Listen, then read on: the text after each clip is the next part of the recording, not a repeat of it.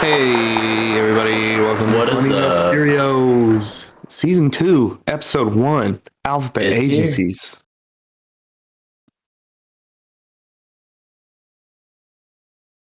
It's like a news talking point people use, like news pundits, floating faces like I am right now, but on legitimate. You know what? They're not legitimate.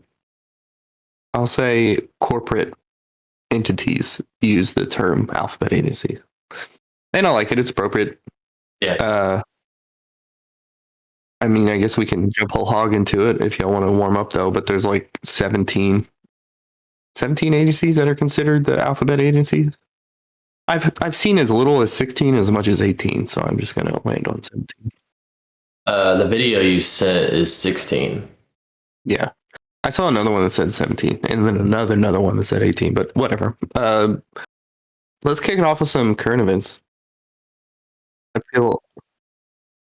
Well, I sent one in the content sharing in Discord, Jeremy. If you can pull that up, we can kind of go over it.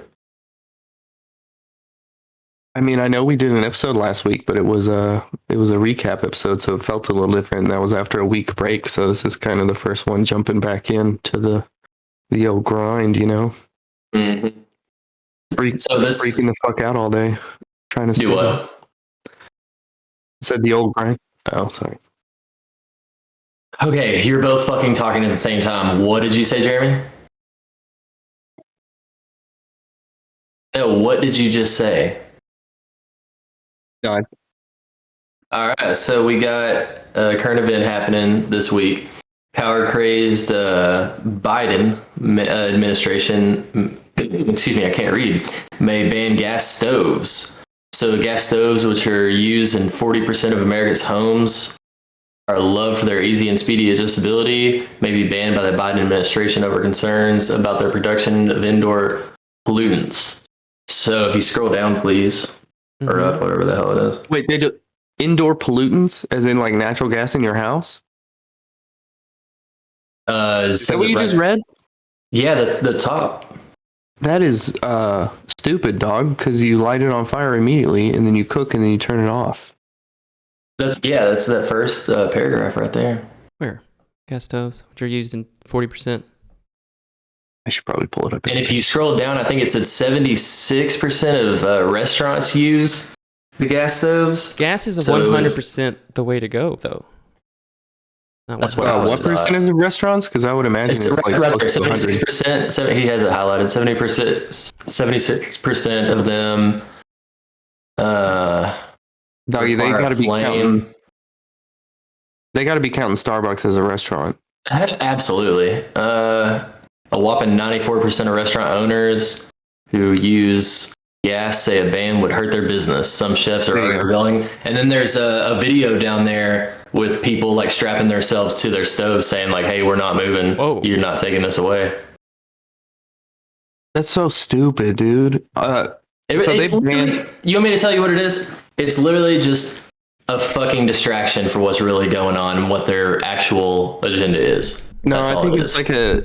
It's like the. Oh, never mind. It's part of the ESG scores, the fucking green energy bullshit. Natural gas is not green, even though it burns super clean. I guess part of the extracting it from the earth is not necessarily clean. But what people don't understand is if you cut natural gas off, you kill like fucking millions of people. They took natural gas away from buildings in New York City, I think, maybe last year, maybe the year before, maybe right before COVID, so maybe it's been a few years.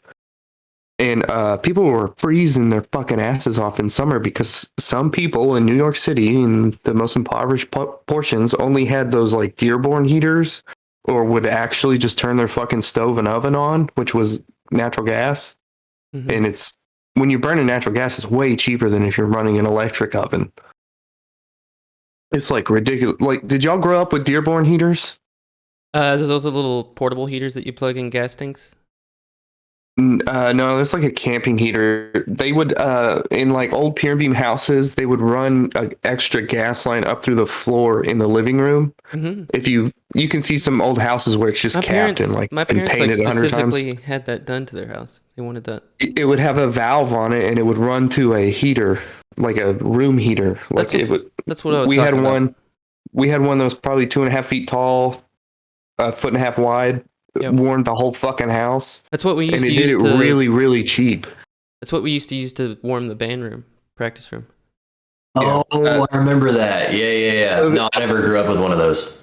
They are kind of not as safe as like having a fucking furnace or whatever, but also like I don't understand why you would get rid of them.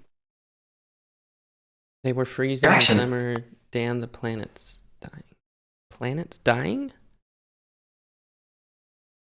Damn, the planet is dying. Yeah, natural gas does cook better. I agree with that. I work in commercial kitchens. I've never worked in a commercial kitchen that didn't have gas. So are they doing it in commercial settings as well, or just residential? That's what I'm trying to. It looks like everybody because like chefs are strapping themselves, so that's restaurants, and then yeah, it's absolutely not going to happen. Then there's no way that happens. no. To pull gas out of all of these restaurants and replace it with electric equipment is like $1 billion minimum. That's insane. The government would have to pay everybody to do that, or everyone gets grandfathered in.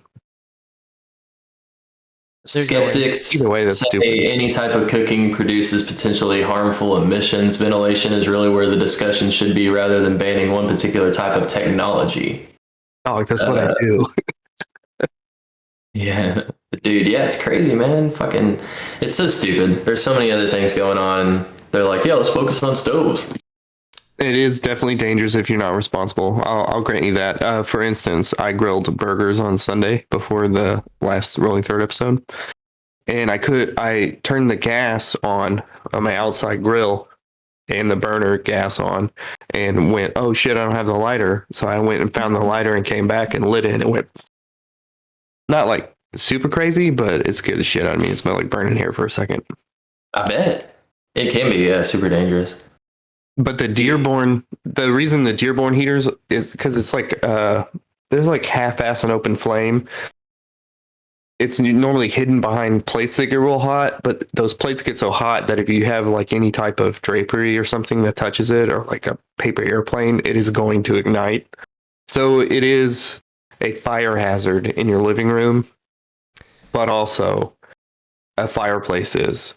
Yeah, So I mean, who gives a fat fuck? Like, just don't be a dumbass. how much do you want to Fireplace coddle can society? be very dangerous. We all take a drink at the same time. Missed it. I mean, there's never never will there come a day where we're not handing out Darwin Awards. This seems like a stupid one to get rid of. That's all I'm saying. Well, what were you saying a minute ago? Because I think you said the whole Senate is Democrats now. Is that what you said? No. The Republicans won the House. And okay, so another little bit of current events, which all happened in between episodes. McCarthy was supposed to be the leader, the Speaker of the House. It hadn't happened in 100 years, but they had to vote multiple times because a lot of Republicans were holding out. I am the Senate.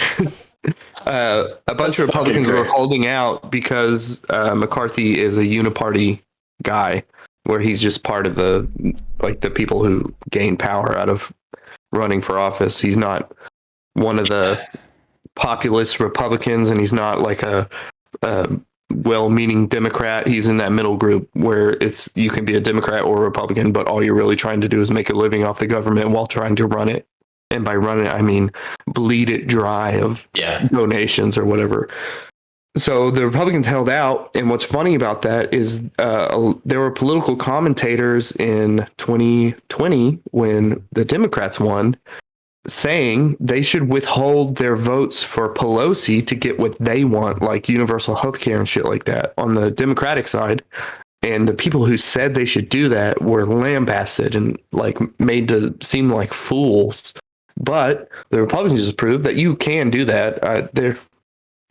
There were some concessions made. We'll see what they were as far as the Republicans withholding their votes for McCarthy.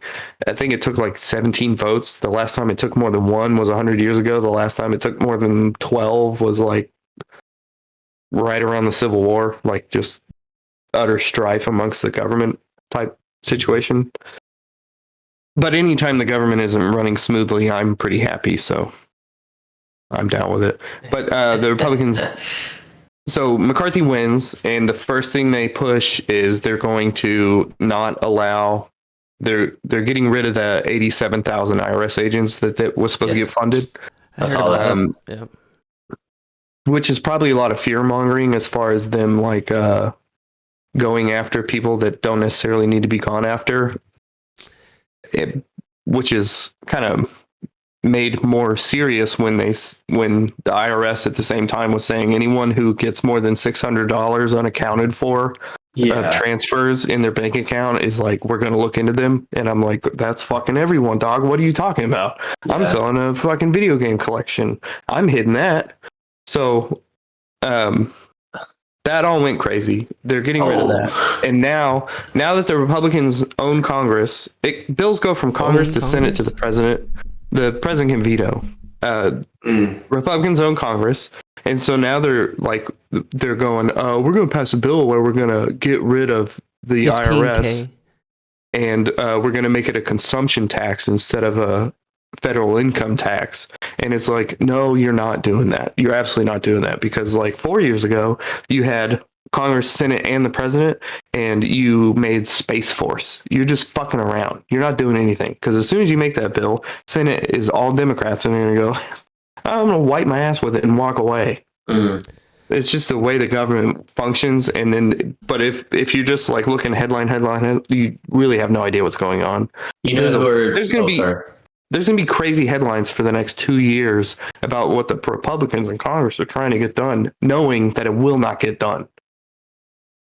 There's a bunch of supporters too of banning the IRS and taking them down. I know I wrote it in the Google Drive. I'm trying to find out where I wrote it. I know Ted Cruz was definitely one. Ted Cruz was a huge supporter of taking down the IRS. So I don't really care for the man, but I agree with him on that. The people holding out against McCarthy specifically were Matt Gaetz and Lauren Boebert. Lauren Boebert has a very weird reputation that I can't wrap my head around. And Matt Gaetz seems Matt Gaetz had some weird sexual trafficking allegations, and I think Lauren Boebert also is supposed to be a prostitute of some kind. I'm sure. Who fucking knows how much all this is real? Right. I'm just glad they were stalling the government. But that's what I was trying to get in. I'm sorry. I'll catch up with chat while Drake's looking for what he said. electricity is dangerous if you fuck with it enough. That is very true. That is absolutely true. McCarthy's a loser. McCarthy is a loser. I think they upped it to 15K now. The IRS has been subject to frequent criticism by many elected officials and candidates for political office, include to abolish the IRS, including Ted Cruz, Rand Paul, Ben Carson, Mike Huckabee, and Richard Lugar. I honestly don't know a few of those guys, but I know. It's kind of like a dog whistle tactic for the right to be anti-tax because they're trying to pull in their libertarian base. Rand Paul's the only one that'll let get away with it because his dad is Ron Paul, who is like an actual libertarian but Republican by title. Who he got Bernied out of like the 2012 election or something like that. And they can't be mad at the IRS. 2008. They can't be mad at the IRS Republicans because Republicans that are like pro-war definitely can't be mad at the IRS because the IRS started to fund war. I was going to get into that when we get into the IRS, but we kind of jumped the gun on that one, but whatever. Everything is tying back in together. What? Who got us off the gold standard? Was that Eisenhower? Truman? Maybe. Maybe Truman. No, I think it was Eisenhower. Because I think Eisenhower did it and then went, "Hey, I just fucked us all." When he like his farewell speech, he was like, "I just sold us out to the military-industrial complex. Be weary." And then every president after was just like, "Yeah, print whatever you want, I guess." That was Truman, right? We went into that. The Truman I remember Doctrine, going into that. All that. Maybe it was Truman. I hope that's right. I hope I'm right too, and don't get called out on it. But I believe that was either part way. of the Truman. If you look at, I saw a graph. I should have saved it and brought it up, but it was it's a graph of like I think the it was value Eisenhower. It's the value of currency, and then like the value of the average wage of an American, and like the year that we got off the gold standard, the currency kept going up and the wage stagnated. So it used to be like hand in hand, the dollar was worth what you work. And then since, I don't know, 50s, 60s, 70s, whenever we did that, we should really look into that more. We should do a whole Fed episode, but it splits like hard. And that's the argument I've been trying to make to them, like my parents and grandma. But every time I say it, as a young person, it seems like I'm telling them they didn't have to work as hard. That's not what I mean at all. I just mean like the same amount of work doesn't get you the same amount. And like you can see that by looking at your own grocery bill. But when it comes from someone younger than them, they just go, no, put your fucking work hard pants on and go to work. And I'm like, I do. I'm just telling you, it doesn't work the same way. No, yeah, I think I read something similar today, just the disparity between. And like our parents, a lot of our parents do not have college educations, and they were able to buy a house, get married, have a family, all that. Yeah. Like ASAP. And a lot of people can't do that these days. It's not the same. Yeah, because your dollar's not worth the same, and the price of everything you're trying to buy went up, and then you have like 30 other bills because you didn't have to have the internet in the fucking 60s. But like to your point, cell phone bills and shit. Yeah, to your point, my grandma became a CFO of an ad agency with a high school diploma. Just because she worked there for so long, she was the only one who knew how the books worked at that company, and just up and up and up for however many years. It's a testament to like obviously she's Nana's smart, a special lady. Yeah, a special lady for sure. But there is literally no prospect of that unless I start the company. It's just not going to happen, Yeah. You're going to find someone with a fucking, a CPA or something to do that. I can't remember what I was. It'll never get fixed. It'll never get fixed because inflation makes a lot of people a lot of money. That's absolutely true. Yeah, because inflation is really a tax on everyday people without it being an actual tax. Because they print the money for what they want to buy, and then they put the devaluation of the dollar because they printed all that money on the people who have to circulate the currency, which is us buying burgers and t-shirts and houses and cars and shit. Rich people don't ever see that. No. 1% of $1 billion is like $100,000. That might be wrong, but also it's enough money that a billionaire can piss on it. Here's something I heard that I'm going to say, and I'm going to stop talking so goddamn much. But to count to 1 million takes you like 6 days. Oh, To where's count ketchup to at? To count to 1 billion takes you like 12 years or 50 years or something fucking crazy. So like the prospect of a billionaire existing kind of makes no goddamn sense. Makes sense. Yeah. Like you're making millions of dollars a day, a Yeah. minute. To be a billionaire is absolutely insane. And in like the capitalistic view that I hold and the meritocracy view, I approve of anyone making as much money as they possibly can, but I don't think you get there without foul play or government involvement. I don't think you unless you have a monopoly, which Once is you have so much money, you can illegal. buy Dude, more was, power and what you want. It was Yeah. George Carlin. He was the guy that used to say that there doesn't have to be some grand conspiracy. It's just there's all these people in power acting within self-interest of their population, right? Like, so if it's the top 1%, they're doing whatever's in the best interest of the top 1%, regardless of what side of the aisle they're on. They're still trying to achieve the same goals and monetary value of stuff. They're trying to grow their wealth, right?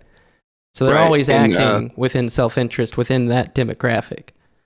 Right. So they're all building each other, even if But they're that trying to doesn't- like overcome it. Okay, That means there doesn't have to be but- some grand conspiracy. Like, they don't have to be sitting around in a room, like, rubbing their hands together going, how are we going to screw these people over to do No, this? no, no. It's just, Yeah, they're I all totally agree. a hive mind I think- acting together. I think Bezos and Elon and who else? Bill Gates all came about their billions somewhat honestly. I mean, I know Bill Gates didn't create what he sold, but Yeah. he did make the company and Bill he did Gates- invest wisely. I'm pretty sure, fact check me on this first part, but wasn't he a high school dropout? I heard he was a high school dropout. I need to get that fact checked. I didn't look it up. I'm not sure. Second, I'm pretty sure he only got to where he was before Microsoft because of his father. Yeah. And then when he got into Microsoft, he was a stole the college idea. dropout. He's what? A college dropout. Okay. But Sarancha said rich people are in a lot of debt, but it's all appreciating assets. Inflation makes those assets more valuable, and that I thought of this week too. So Elon Musk is a billionaire, right? But he's a billionaire in shares of companies, most of which he owns. If he started liquidating those shares, the price at which he gets to sell them is diluted per sale. So at the end of the day, if Elon Musk tried to liquidate everything, I don't think he'd be a billionaire. I think he'd be much rich less. as fuck. He'd have hundreds of millions for sure. But I don't like his billionaire value isn't like real money, because the second he sells out Tesla, he takes a percentage dip because he's selling so many shares. If he has some left over, he devalued the amount of those shares because he just sold so many and onwards. So like he's a billionaire right now, but if everyone went, hey, no one does business with Elon unless you're just buying his assets, he doesn't come out a billionaire. I might be wrong, but I can't imagine that he can liquidate into a billionaire of liquid cash. I don't even know that there's $1 billion in circulation. Like he does never get to hold $1 billion, you know? Literally, yeah. Mayonnaise is saying, didn't he just take out a couple billion in cash from stocks? I don't know about that, but if No, he did. it just proved you wrong. He did from Twitter, but he He didn't did like to buy Twitter.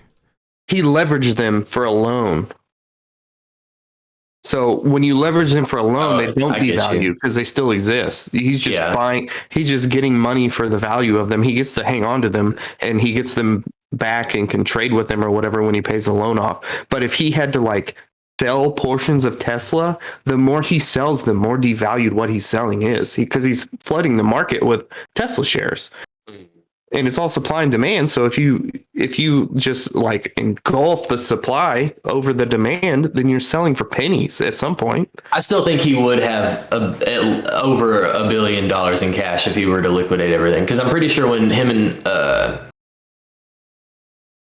when Bezos, I'm thinking of Bezos, not Elon, but when Bezos' wife left him and she took, I think, like 24% of Amazon, and she got like so many billions, I believe, in cash. So I mean, she got straight cash that was billions. No, she got assets too. She got shares and she got assets. She didn't get she got cash for sure. For sure, Yeah. she got cash. Yeah. But Bezos only takes like $120,000 a year salary. That's the liquid cash he moves with. His actual wealth is in assets and shares and like value in objects and actual not objects, because like shares aren't real. But Didn't it you turn get what I'm out? saying? Didn't it turn out that that's some kind of like loophole in the tax system? Like if you're only claiming so much of a salary, you're not taxed high enough Yeah. or something like that. Yeah, no, they skirt Seems their like That's how they get away with it. Yeah, because like I mean, even at our size, like if we bought a computer for Funny Nut Theorios, if we incorporated this podcast before we did that, it's a tax write-off. And if I bought a car, I would do it under this company and then lease it back to myself. So I am paying it, but I get a huge tax break because a company bought a car and I'm leasing it from the company. So I'm paying the company more than the taxes that the company owes for the car because they got to write off a lot. Let's do it. Why aren't we doing that? Because we're not smart enough to do it, and they were hiring 80,000 IRS agents. Yeah, that's a lot to keep up with all the shit that's going on. I'm pretty sure that's how rich people function, and I have no 100%. intention to function that way. I'm not interested. I ought to be, because I know it's the smarter way to do it, but I just want to buy a car and be done with it and pay the fucking bill and like do that. Here's cash for the car. Very I'm libertarian. not trying to look at papers with numbers on it all goddamn day. Anyway. They take loans against their shares. Yeah, as so collateral and that could be taxed. We can get in with the agencies through the 100%. IRS since we've already been on that. Did you 100%. yeah, okay. Let's do the overview of the agencies that exist, and then the ones that we looked a little more heavy into, and then let's get to. You want to play that video you sent? It's only like 2 minutes long. Yeah, let's do it. It's already in Watch Together. Let Jay Busy pull that shit up.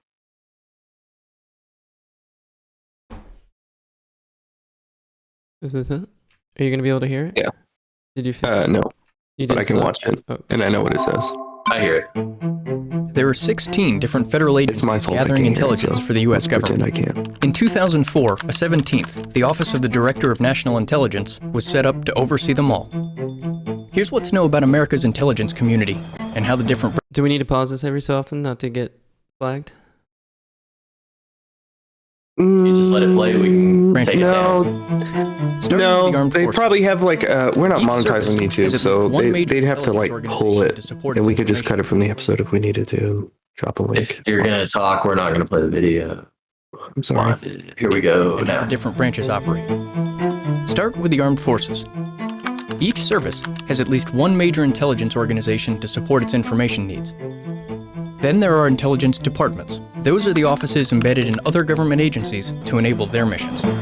The Office of National Security Intelligence, which analyzes major drug cartels and facilitates counter-narcotics efforts. The Office of Intelligence and Counterintelligence, which provides analysis on foreign nuclear weapons and global energy issues. The Office of Intelligence and Analysis, which focuses on domestic threats. The Bureau of Intelligence and Research, which provides analysis for the Secretary of State and ambassadors. And the Office of Terrorism and Financial Intelligence, which focuses on international economic issues. Finally, the national agencies that help advise the Director of National Intelligence. Those include the CIA, which collects and analyzes foreign intelligence to inform policymakers, the NSA, which mostly monitors foreign information systems for signals intelligence, collecting data, including cell phone and email traffic, for intelligence and counterintelligence purposes, and sometimes sweeping up information about Americans. So basically, before it's over, there's like subsections of intelligence. Some of them being military, some of them being political, which is national agencies or 100% political agencies. Yep. Or domestic governmental, I guess might be a better way to put it, but they've become utterly political. So process. The Defense Intelligence Agency, which focuses on foreign military intelligence. The National Geospatial Intelligence Agency, which charts and maps the physical Earth and human activity for national security purposes. And the National Reconnaissance Office. doesn't that sound creepy? Maps human activity? Isn't that creepy as fuck? That caught me off guard All too. they do? Yeah. Say what? What do you do? DARPA? Hang on. Yeah, can we get into that?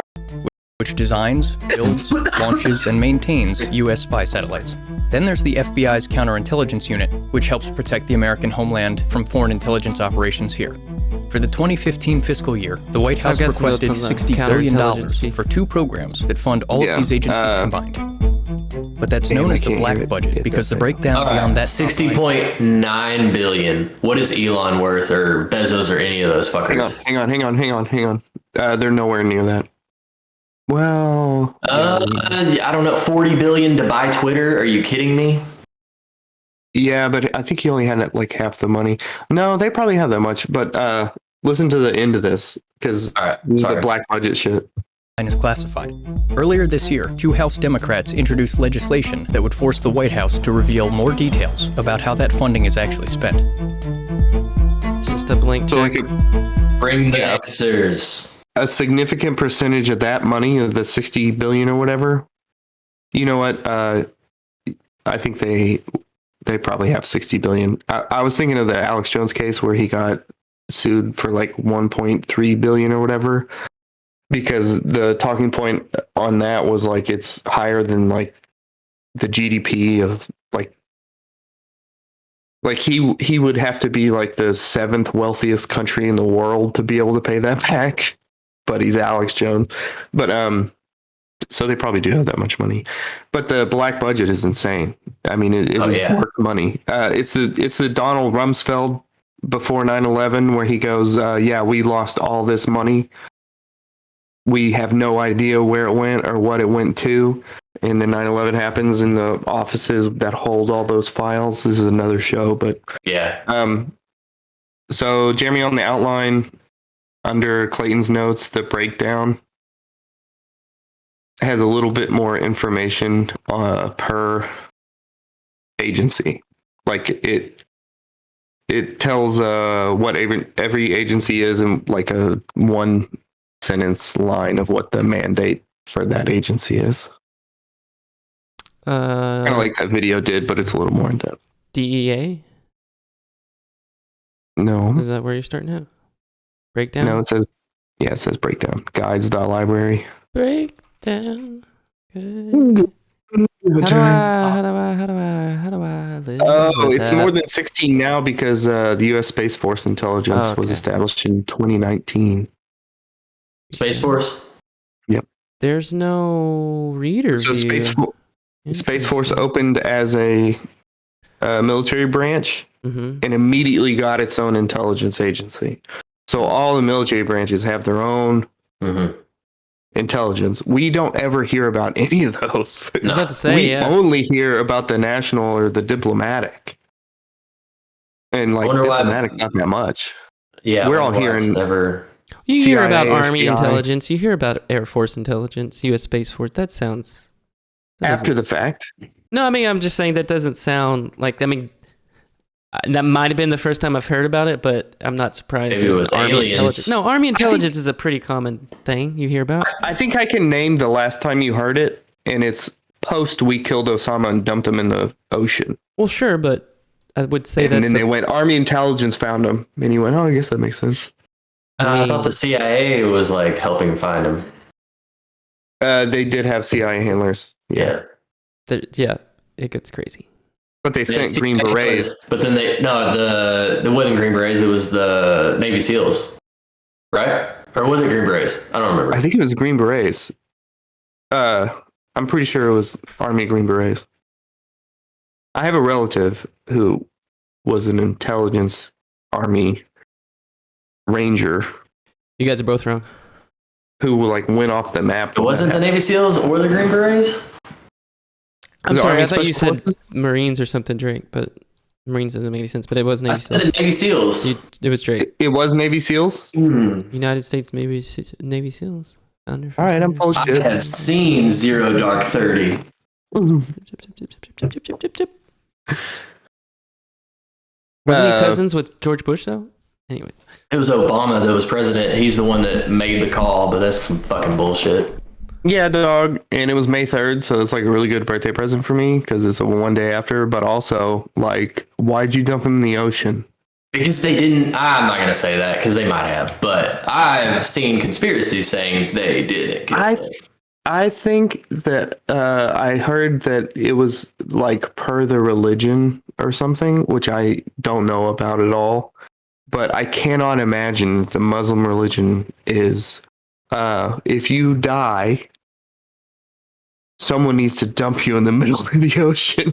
Seems pretty That seems crazy. insane. I thought they were like arguing about like wanting to bring him back here to America, and then Iraq was like, nah, you can't do that. So they're like, throw him in international waters now. I don't know, man. Either Dude, way, I that never sounds heard this crazy. story. I didn't realize, that all went down like that. I'm not saying that's fact. I'm not saying that's in the history books. I'm just saying. I watched I brought this guy up earlier. I think it was Valuetainment. He had on the guy who claims that he's the one who shot him, and he told the whole story of like That guy's CIA. secret identity. He came out. No, he was like painted. Maybe it was 48 Oh. hours. No, it was 48 hours because like he kept changing how he looked, and his voice was deeper than it ought to be or whatever. Mhm. But he was explaining how the CIA handler was like, all right, on the first floor, you're going to see this. On the second floor, his son is going to be there. And the guy telling the story was like, I remembered the CIA lady handler said that Uday was going to be on the second floor, or Hussein, or whatever the fuck his name was.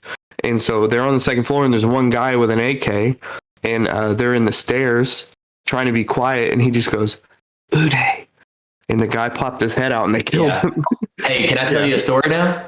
Yeah, have at it. So the CIA ran a fake vaccination program that eventually proved successful in hunting down Osama bin Laden. Yeah, I read about that. While it was controversial to use medical program as cover for the intelligence operation, the CIA has since said it will not repeat this. All right, let's take a moment. Yeah, they said they wouldn't do it again. They went, we did do this. It is fucked up, but we're not going to do it again. The prospect of locating bin Laden was priority. This is in the fucking notes too. It's under Drake's notes, and it says CIA. It's number 4. If you want to pull it up on the thing. The prospect. All right, let's get into what we looked at. You looked into the CIA. Yeah, this is what I'm looking at right now with the CIA, because you started saying, when we started talking about Osama bin Laden, I was like, hold up, I put notes about that exact shit in the fucking outline. Right. So number 4. let's all go over what we went into, and then let's jump into your CIA thing, and you can go first. Okay, that's so- fine. Yeah. Jeremy, what? There's 16 of them. We weren't going to cover 16, so what 2 did you take? Part of the intro got cut out, so I don't know what was actually said in regards to the theme of what we're doing tonight. But we're just outlining the rest of season 2 or the upcoming season 2, right? So we're gonna go No. Right now, we're saying which intelligence agencies specifically we looked into for this episode. I looked into the FBI and the ATF. And somewhat the Secret Service, correct? Not necessarily, no. Okay. And then I went into the NSA and I copped out with the DEA because we already did the war on drugs. I'm just going to repeat a bunch of shit. And there's a little bit more information, but it's kind of pointless. And then I looked a little bit into the DNI because that didn't happen until 2004. And the DNI is who all the intelligence agencies report to. They used to report to the president before 2004. And then post 2004, they go to the Director of National Intelligence, who then speaks to both the president and the judicial branch in some manner. I don't know who they talk to in the judicial branch, but anyway.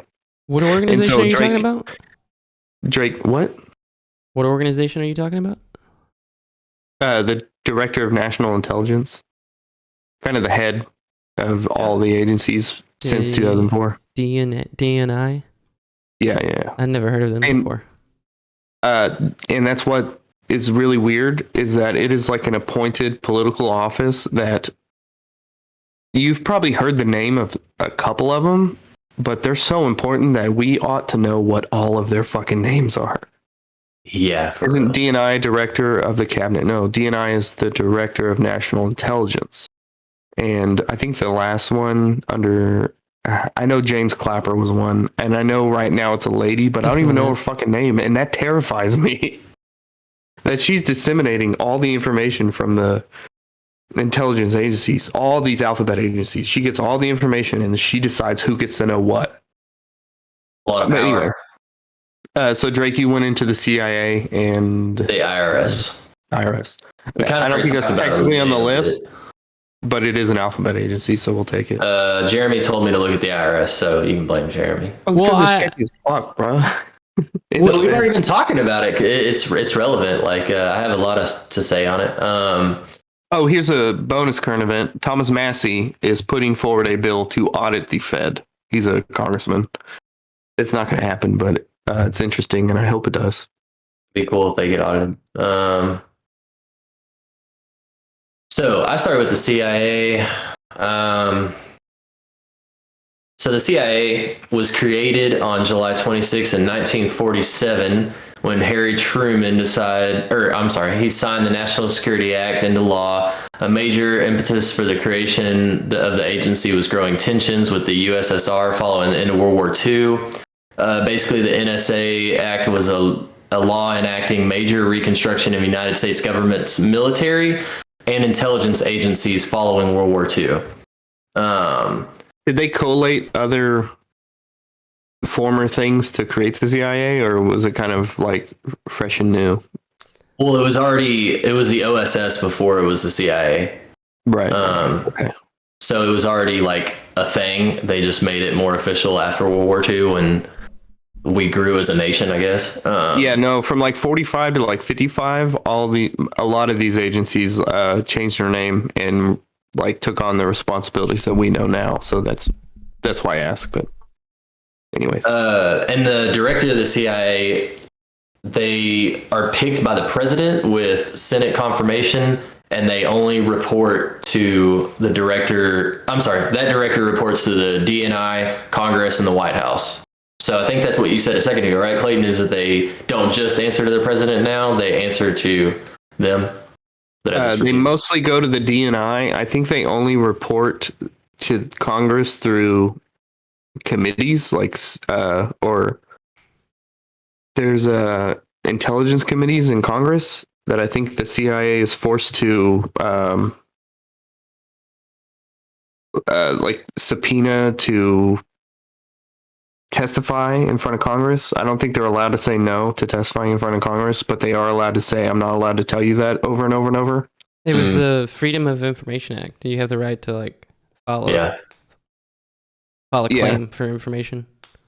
Through the FISA courts, which definitely dips into NSA, which we'll get to a little bit later. Oh, but wow.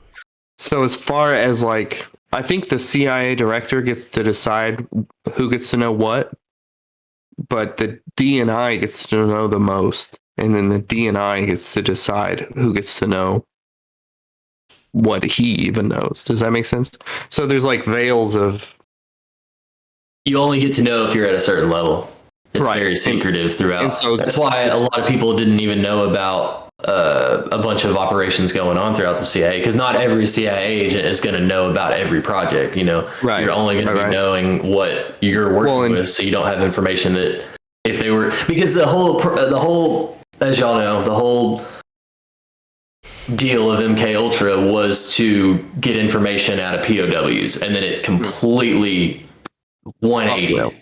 Yeah. That's next week's episode also, by the way, so we'll definitely dig into I wrote a lot MK of Ultra. But my point was like, so the head of the CIA, let's assume he knows everything, which obviously they don't. They're supposed to report to Congress. I think they let Congress know what they want to let Congress know. They're supposed to report to the DNI. I think they let the DNI know more, but it's still what they want the DNI to know. And then who was the third person they report to? What did I say? The White House. Congress and the White House. Yeah. And so as far as the White House goes, I think they are manipulating whoever's in the White House with their information that they know. Like, I think they know more than they are being forced to tell. And so I think they're using that to their advantage in every instance, is my only point with all of these intelligence agencies. Like, they're supposed to report. I think they don't necessarily. Because who the fuck else even knows? Because none of the intelligence agencies share information. That was the point of introducing the DNI.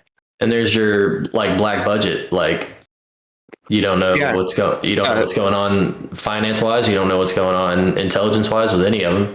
Exactly. And so one of mine was the DEA, and there was a interview I watched where the pundit on one side was like, the DEA's job is to investigate whatever cartel isn't like buddying up with the CIA at the moment. And so like the CIA and the DEA have worked against each other through the same cartel and didn't know it. Like the CIA was setting up the DEA, or the DEA was setting up the CIA. Like the CIA had plans and the DEA was trying to get them. DEA arrests CIA agents I think because I they remember don't hearing about know. that.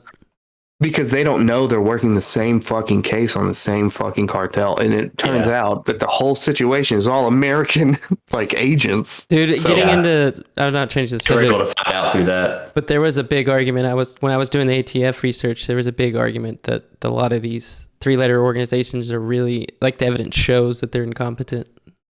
I mean, that sounds for rude to sure. say, but there's like blatant evidence. Like there was some senator that came out with some quote after the Churchill committees, which I was going to get into with the FBI. Church and committee, stuff. yeah. Church No, committee. that heavily ties into the NSA too. So But it was just something that came out of that was there was like gross negligence on like their methods and how they are trying to accomplish some of their goals. It was pretty crazy. yeah, I think that's going to be a running theme. But I think it's important to point out that like we can say who they report to, but Yeah. we need to have the understanding that they're probably not actually to the extent that it's everything. supposed to be. 100%. To the extent that the DNI is supposed to be ahead of it, and they don't know that the DEA is playing the CIA or vice versa, which is crazy. Imagine for all that real. money spent for no fucking reason. Gross incompetence. Yeah. So anyway, I'm sorry. Pisses me Zach, off. if you cut me off, No, you're good. It just pisses me off, honestly. The fucking all this shit that we don't know about, all this behind the scenes stuff, and it's like, what's really going on? What are you not reporting? Yeah. So the purpose of the CIA when it was created is Oh, I can just back a clearinghouse of foreign policy, intelligence, and analysis. The primary purpose today is collect, analyze, evaluate, and I can't even fucking read that. What is it? Disseminate foreign intelligence and carry out covert. Thank you. Covert operations. I went to Crandall. I'm not that smart. I have to do a lot of research in order to get all the stuff I bring here. But okay, so I wanted to get back into what I was talking about a minute ago. Like I wrote sketchy operations containing conspiracies. I'm pretty sure all these were declassified. I think that the first one was the only one I think that's not really on paper, but the CIA funded Tibet's Dalai Lama $180,000 a year. But I think that was also found to be true. I can't remember. I'm gonna fix Drake real quick. I'm sorry. Keep talking. Number four. That's the Sorry, only questionable one.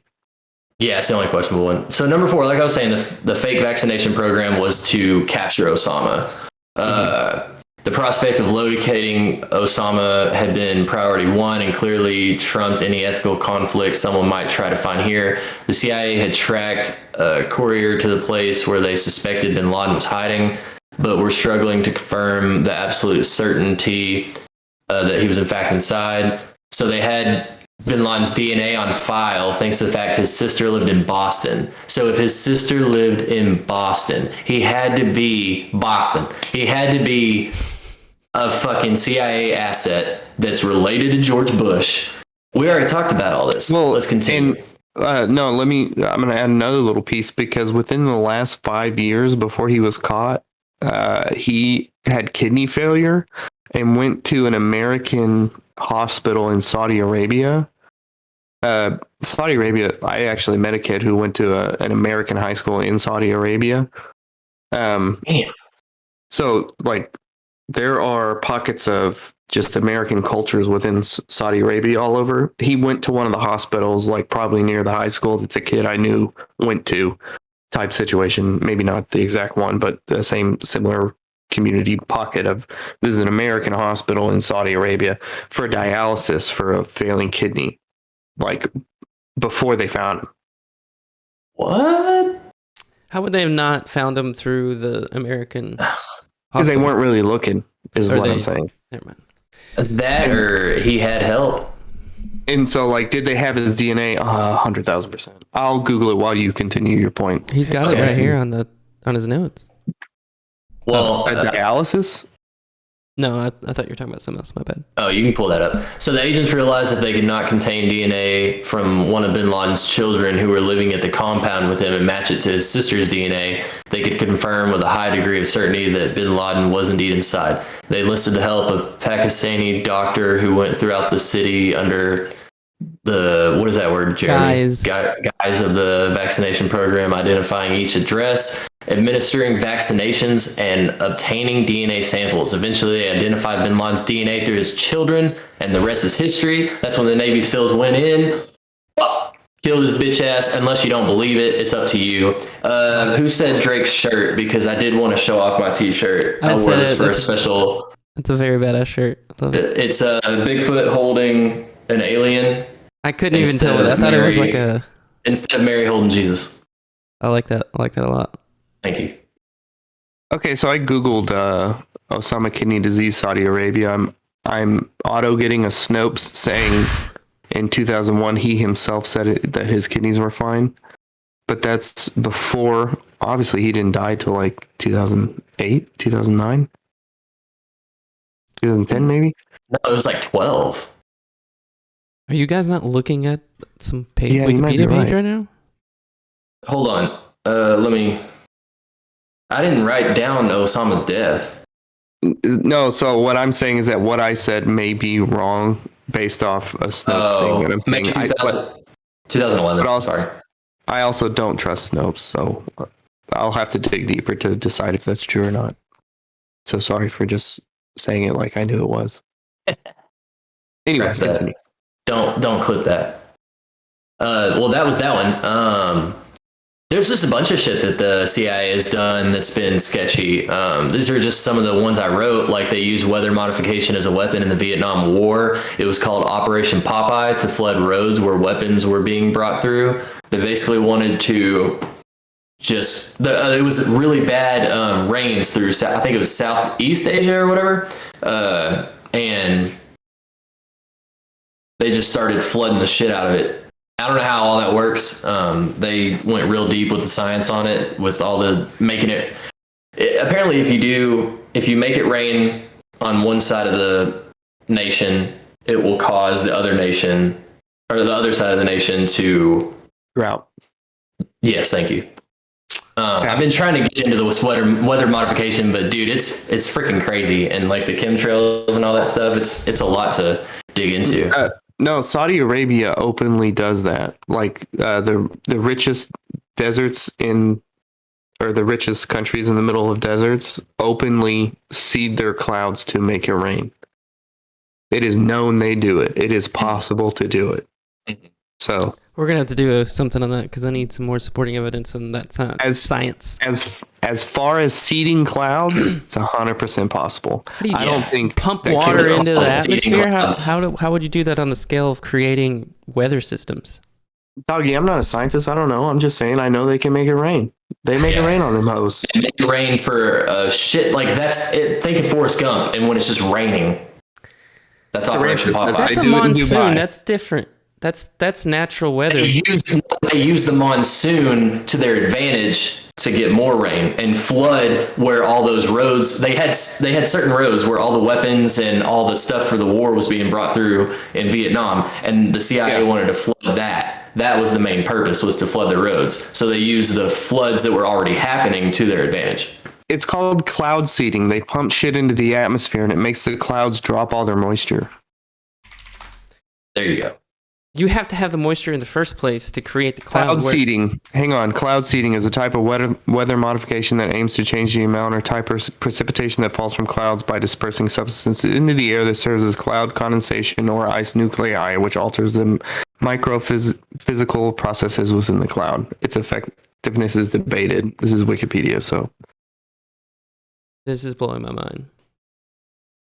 Jeremy's never heard of this. What? You're telling No, me we have dude. the technology to create not artificial, but to create clouds and have Yes. it Create them rain. Yeah. Hey, Mother yes. Earth is our prostitute. They did this in the 60s. That blows my mind. I don't know why that's so outlandish to me.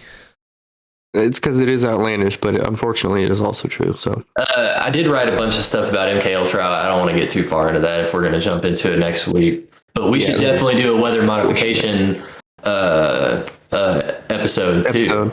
Yeah, that would be sick because now Jeremy can do hella research on something he's never seen. Or something he outright does not believe.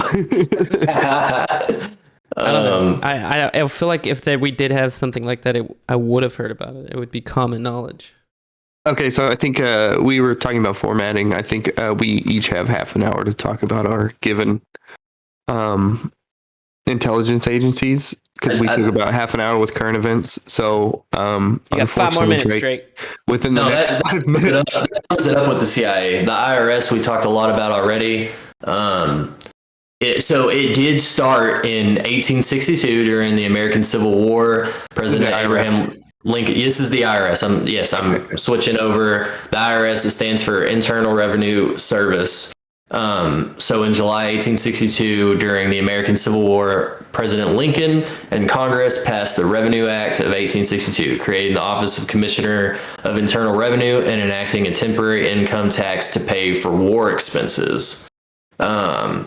This bill was passed as an emergency and temporary wartime tax. It copied a relatively new British system of income taxation instead of trade and property taxation. The first income tax to pass was in 1862. It's the 16th Amendment that allows the federal government to collect income taxes. Thanks to President Taft in 1909. Thanks a fucking lot. Here's what pisses me off about taxes. I'm going to cut you off a hair. Okay. You got 30 seconds. I'm cool with an income tax if you get rid of property taxes. I think it is so wrong that you can't own a home and not have a job because you have to pay taxes on the land. I think it should be your fucking land if you're paying income taxes and city taxes, and we're in Texas, so we pay the other way around. I mean, that's what I'm saying, though. I'm saying you can't tax every fucking avenue. That's what they do.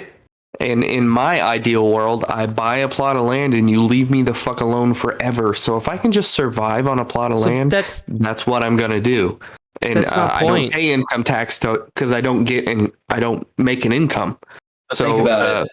Don't property tax me and force me to have a job if I already have the property and a shitload of bees and a shitload of tomatoes and a bunch of fucking cows. You could just live there forever if you wanted to. If you wanted to. You dug a well. And I wouldn't want to live like that. They do not want you to live like that at all. They want you to rely on them. They want you to rely on them and go to grocery stores and all that. Hang on. And they force you to by taxing your property. You have to pay the government. You should pay tax on the land. IRS. You should pay tax on the land. Because what other benefit would there be? If you're saying it's such a great benefit to have that land in America, then you're paying for that benefit. I don't know. That seems to make the most sense to me. No, dog. I'm saying you seclude yourself on the land and you live off that land. It doesn't matter where the fuck it is. Why am I paying America? I have a plot of land. I don't care where it is. They're defending it and supporting it and like creating supply chains and the infrastructure. You're like benefiting from being in America, and at the base level, you get to live for free on the land. Virtually. So you got me. You absolutely have me on there defending it. I cannot argue against that. That's why I'm saying the bare minimum you should pay taxes to support a system of a federal government if you have land within their country. That makes sense to me. The income tax, I can go either way. There's an argument being had there. Well, I'm just saying you can't do all of them. I agree. I think well, I don't know. I don't know if I agree with that. Well, and also, I think if you live on that land and you don't need a road because you don't order anything and no one ever comes there and you're just living there with cows and tomatoes, which is possible to do. Ed Kaczynski over here. Essentially, but like if you killed the cow, you could live off that bitch for a year. Cows are freaking huge, dude. You'd have to eat a pound of meat a day. So, like, why are you charging that guy money to raise a cow a year and grow as many tomatoes as he possibly can? He lives on candle lights, and the candles are like Shrek candles from his own fucking ears. Let's Do you just think the imagine Amish pay that he's taxes? totally self-sufficient. No, I think they get a religious. That's what I was gonna say. I exemption. think like there's Indian reservations too that are exempt from stuff. So I Yeah, think there's they are. avenues for that route, and you could probably claim some kind of religious exemption to be like, hey, I'm living off of the land, I'm self-supportive, and the government probably be like, you're not costing us anything. It's fine. I don't know. Especially there if you is bought the land outright. You're not paying us, so we're gonna I don't. fix this. I think there's avenues. Not bought the land, but if you own the land, I shouldn't say necessarily. I think short of being actually Amish, though, you're paying taxes. I mean, there's Indian reservations. There's other. I think. I disagree with Sarancha's latest comment. Just move to a property state or property tax free state. That's what they're already doing. They're already moving over here to fucking Texas because we don't do that. And No, we that's do just- property We tax. 100% have. Okay, I'm sorry. properties. Yeah, we don't do that. But if you do that, if you're flooding a state that doesn't pay a certain tax, I don't think whether we have it's income property tax. or any of that, that's just flooding the state. And then it needs to be on a grand level of we're either fucking paying it or we're not. I think. I don't think I think there we is should. There's not a no property tax state. I don't think that exists because Alaska is taxed the least, Right. but they have property tax. I think that's my argument. You're taxed to live within the state. I mean, so Alaska is the least taxed state, and 5.16% of your personal income goes to the state of Alaska. See, I don't think Texas has an income tax. That's what it is. We have sales tax. No, they don't. We don't have. No, you have a federal income tax. That's right. But there's no state income tax. You only file, us Texans only file federal tax income. We don't file state. Right. Well, and I don't think there's like a It's about to come up sales too. tax. I don't think there's a Texas sales tax. I There's think it's a 100%. federal sales tax. There's 100% sales tax in Texas. That's how we make up our money. I know the total is 0.08, but that would require the government to take less than 0.08. So what is a federal sales tax? And what is the Texas sales tax? Why would there be a federal state tax? I don't know, dude. I don't know how all that works. Whoever covered IRS, that was your responsibility. I didn't get that far into it because you told me we're just doing a broad That's what I overview thought of we it. were doing. I thought that's what we were Yeah, saying. Okay, I'm sorry. There's not a federal sales tax. So the Texas sales tax is 0.08. I don't think they're. Okay. See, I think there's hard rules that make America special and unique, and I think that's one of them. Is like just you have property tax to live within the country, and then that's it. Like there's no, we don't. It's a free market. We don't charge tax on goods. I don't know shit, dude, about tax. Anyways, They tax for everything and nothing is free. whose turn is That's next? why it's bullshit. You know, if all I pay taxes is 0.08 of every dollar that I buy something for, that's fine. But they're taking property taxes, so they can go fuck themselves. Property taxes are a lot too, especially Yeah, in dog. our area. Especially if you live in a desirable place to live in. Anyways, so you gonna go Well, next, that's Lane, it. or would you like me to go next? Yeah, I don't care. One of y'all go now. Fuck the Okay. IRS, that's what I say. We are at break time. shit, I'm look at that. indifferent as to whether we take it or not. I would take I don't it. necessarily need it. Oh, okay. I'm the only one. I mean, Well, we'll run right to the after I bathroom. said I don't need it, I did have to We'll piss. run to the so bathroom. let's- We'll Yeah, pull we'll the go. writing screen up. We'll be right back. I'll pick me. Yeah, you're right. You picked the tree after. Jake got me right. That's fine. Oh, are we live? Hey, we're live. We're back. So Drake just covered the CIA and the IRS both pretty quick. Well, I don't get to talk as much as y'all, so if I went a little bit longer than y'all, it's No, I No, had some it- stuff. I it makes- specifically asked you to do IRS because it's in relation to the ATF, and the CIA is actually stems from the FBI. So, like, I'm gonna imagine we're gonna go back and forth when I get through mine. Well, there's a lot of overlap with the NSA with what y'all are saying as well. But first off, abolish the ATF. What the fuck do they even do? Dude, there is like Shirts. there's like a growing conspiracy around the ATF that like all these other agencies, especially post 9/11, like got handed blank checks, like the FBI, CIA, all these other like police entities were all handed like blank checks to say, hey, go fight terrorism, right? Except for the ATF. The ATF has been the only one that's been under a budget freeze for the past however many years. And a budget freeze is essentially a budget cut, especially if you count the cost of operation going up each year. Yeah. So a budget freeze is essentially a budget decrease, right? Here's all I'm saying. Yeah. Alcohol, legal. Firearms, legal. Tobacco, legal. It's a pretty Explosives, crazy history. If it's tannerite, it's legal.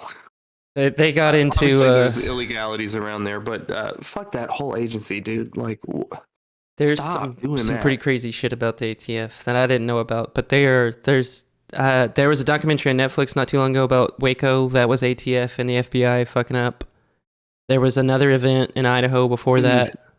The Waco conspiracy is a deep one. We got to do a whole episode. That's what on I'm trying to that. say. Like, it ties into the FBI and the ATF, like Operation well- Showdown and all this shit. Let me get going. Yeah, And, I'm sorry. I was getting around. So but- I looked at the DEA and the NSA. I'm gonna sweep over the DEA real quick, and then we'll have a little more NSA You- conversation you because that remember was a little more. You remember that thing I told you before pre-show about the DEA? Or it was on text this morning, and you were like, "Oh, did that happen with the DEA?" I'm trying to see if that's true or not. No, go ahead. What was All it? right. Tell me what it was. Fucking, it was the DEA involved with Uvalde. No, I did not look into that. I'm sorry. I'm trying to right now, but I don't know if No, let's dig in and give an update at the beginning. it says federal agents, but I'm trying to figure out which ones. I think it was border agents, but I could be wrong. Anyway, we'll round back into that at the beginning of next episode. In the current events, we'll go, okay, there were or there weren't DEA agents at Uvalde. But anyways, so the DEA is instituted in 1973 with Nixon in part of his war on drugs. We did a whole episode. That's what it's based off of. They're policing illegal drugs and making sure that legal drugs are happening within legal means. Like they kind of popped off during the opium crisis or the painkiller crisis.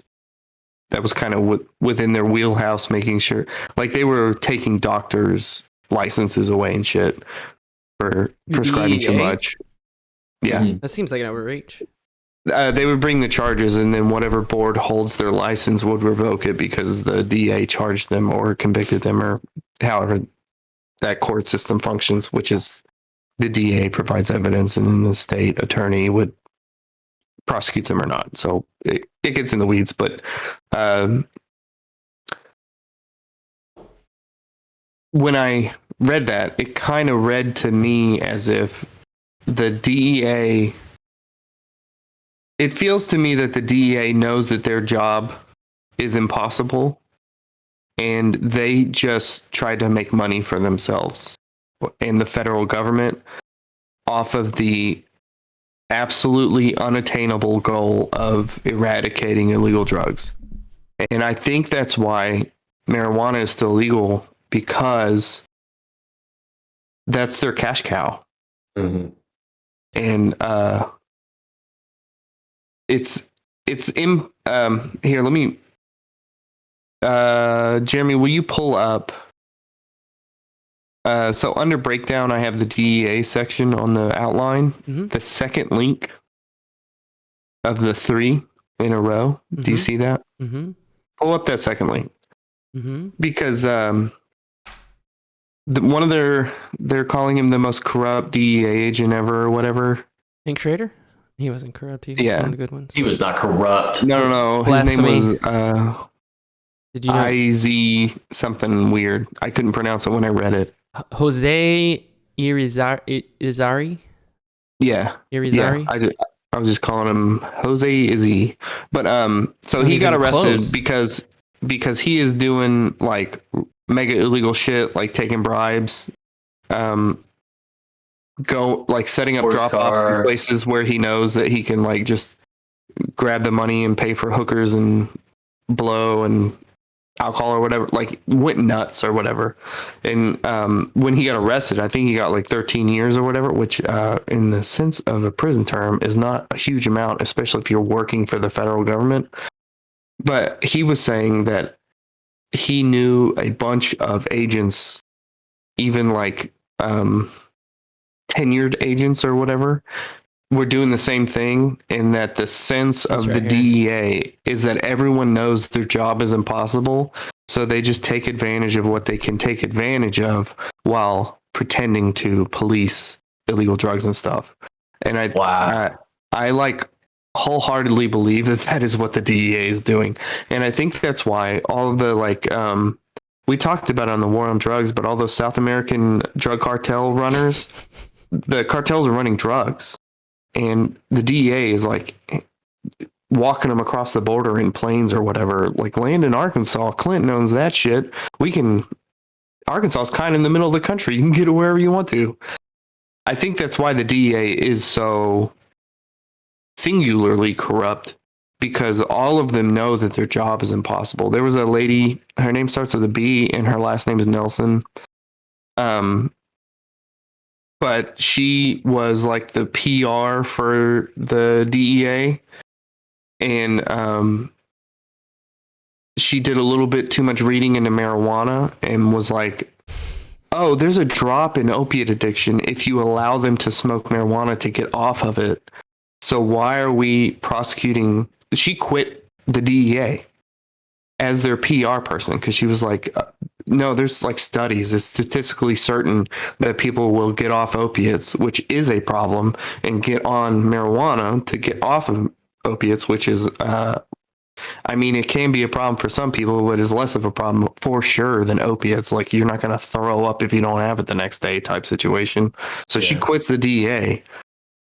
And it's just like so prevalent in the amount of digging I did past the drug war of like, it's singular DEA agents. It's not the DEA as a whole, seemingly, as far as I saw, doing conspiratorial activities. It's like agents going, fuck this job is impossible. I'm definitely taking 20 G's to let this guy go. There's no reason not to, especially if he's going to hand me this hooker and this bag of blow. Like, my job got awesome the second I got bad at it. And so I feel like there are the good ones though. That guy though, that genuinely- no, absolutely. I mean, you definitely have the Hank Schraders or whatever of the world, but I think the way that that Jose Izzy something explained it is exactly how it goes in the DEA, and I think the DEA is like only money based, both personally and governmentally, because like fentanyl's at an all-time worst. They're still prosecuting marijuana cases, even though like half the states have it legal. And in the Obama days, they were like busting marijuana shops in California when California was the only state doing it. They would walk in and take all their shit and take all their money and go, that's fucking illegal. Get the fuck out of here. They're They still were doing that for money. They're still doing that. Right. they're doing Marijuana it for shops money, get though. shut down like that because it's all cash half the time.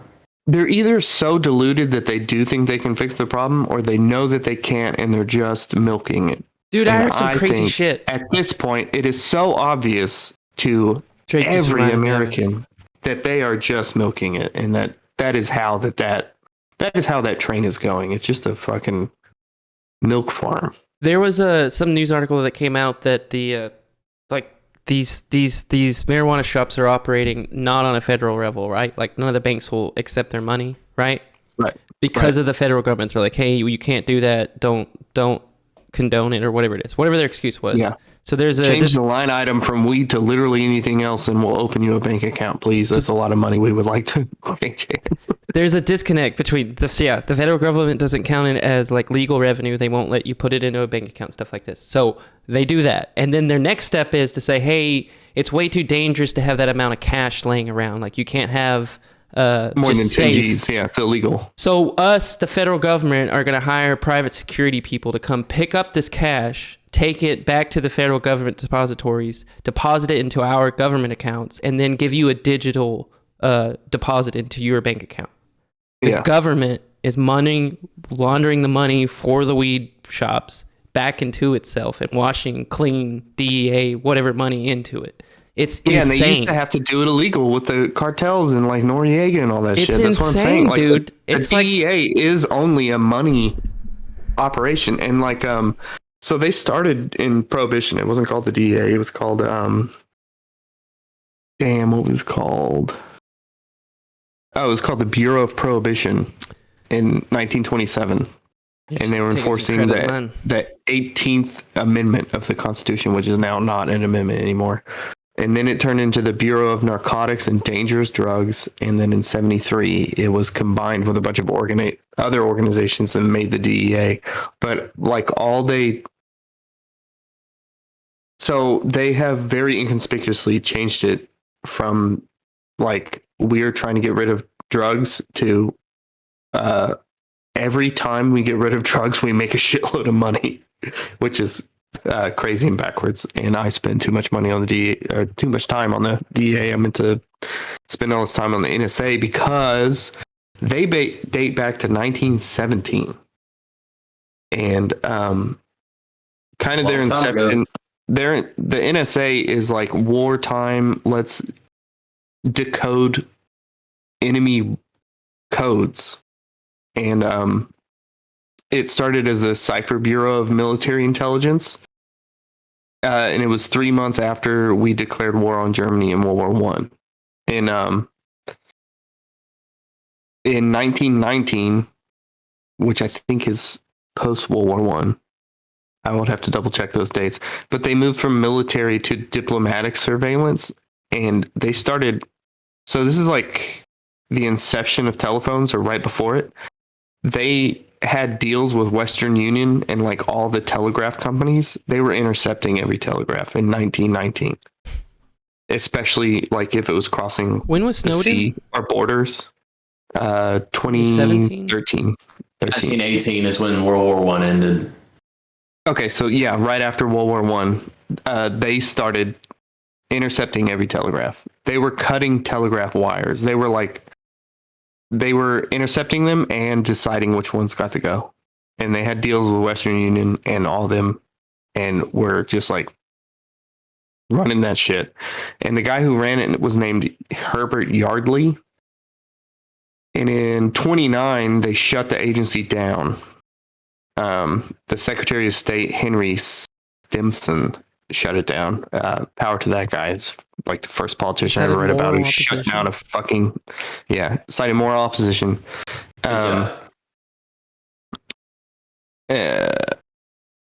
So after that, the guy who made the first NSA, which was the Cipher Bureau of Military Intelligence.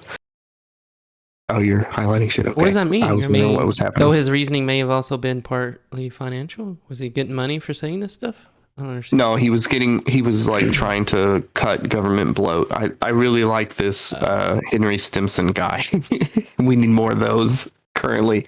But so in 1929, Yardley, who started the Cipher Bureau, wrote a book. He's the first Edward Snowden. And he went, this is all the fucked up shit we did in the Cipher Bureau for 10 years until they fired my ass. He was the first whistleblower. And people are like, that is fucked up. And so they changed the name to the Signal Intelligence Service. And it was under the Army, and it was independent of the State Department. Like, the Army wasn't giving it back to the government. And it got really big, and it was all based... It really blew up in World War II because they were focused on Japan and deciphering the Japanese codes, which they did. They decoded Japan's diplomatic correspondence, which was called the Purple Cipher, and then their naval codes, which was the JN-25, which the article I was reading let them win at Midway. But if you look a little deeper, it let them know that Pearl Harbor was going to happen. And they allowed it. So, yeah, they allowed it. Right. This is a precursor to the NSA, essentially decoded everything and allowed that It's the shit. same They're story. they're under the arm of the army, so technically the army did it.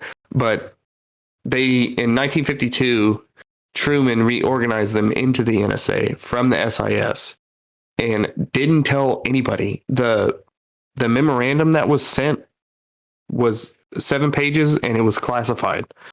Like the document that said the SIS as the NSA was not allowed to be seen by people.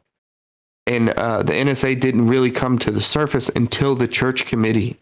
People didn't know that it existed until the Church Committee said there's a whole nother fucking branch of our government doing intelligence operations, spying on people. And by the 70s, they didn't have a mandate and they did not follow the Constitution. So the same shit that happened in 2013 happened in the 70s, but all they have is like they're tapping phone lines and shit because the internet doesn't exist. But they did it in the teens with telegrams. So like since the teens, a intelligence branch of the government, which has moved from government to army back to government, has been stealing information of Americans for 100 years. And 2013 is the third time there was outrage that it was happening. When Edward Snowden obviously came forward and was like, no, they have all your metadata, dude. They know who you called, when you called them, how long it lasted, where you were when it happened. And so the NSA is like so deeply enraging as far as that goes, because it just keeps happening when you really look into it. I think that's good to point out, though, too, is like Snowden was 100 years later and revealing this stuff. Like how good do you think they got at it within that 100-year span? Especially with new technology. I think they were pretty goddamn good at it. I think they were on the cutting edge of a technology every time it happened. I don't think they were a week behind at any point in time. But so post-Church Committee, the FISA courts are enacted. It's the Foreign Intelligence Surveillance Act. So now you get to petition the government or the NSA has to petition the government to get a warrant to tap people in the States. But the FISA courts are bullshit, which is the whole in Russiagate against Trump, the piss tape and the Steele dossier. The Steele dossier was famous for saying that Trump went to Russia and stayed in a room and had a prostitute piss on him or something that Obama had been in. It's a whole fake dossier. And our other intelligence agencies petitioned the government with that fake dossier to continue surveilling the president during the run up to the election, and then after he was president. They were using bogus information that they knew was bogus to continue surveilling him. But that FISA court didn't start until people knew what the NSA was. And it started because the NSA was doing whatever the fuck they wanted. So they instituted the FISA court to rein in the NSA, but it didn't really work because the courts are bogus. And obviously the NSA didn't give a shit because Snowden could look up anybody's anything off of anything.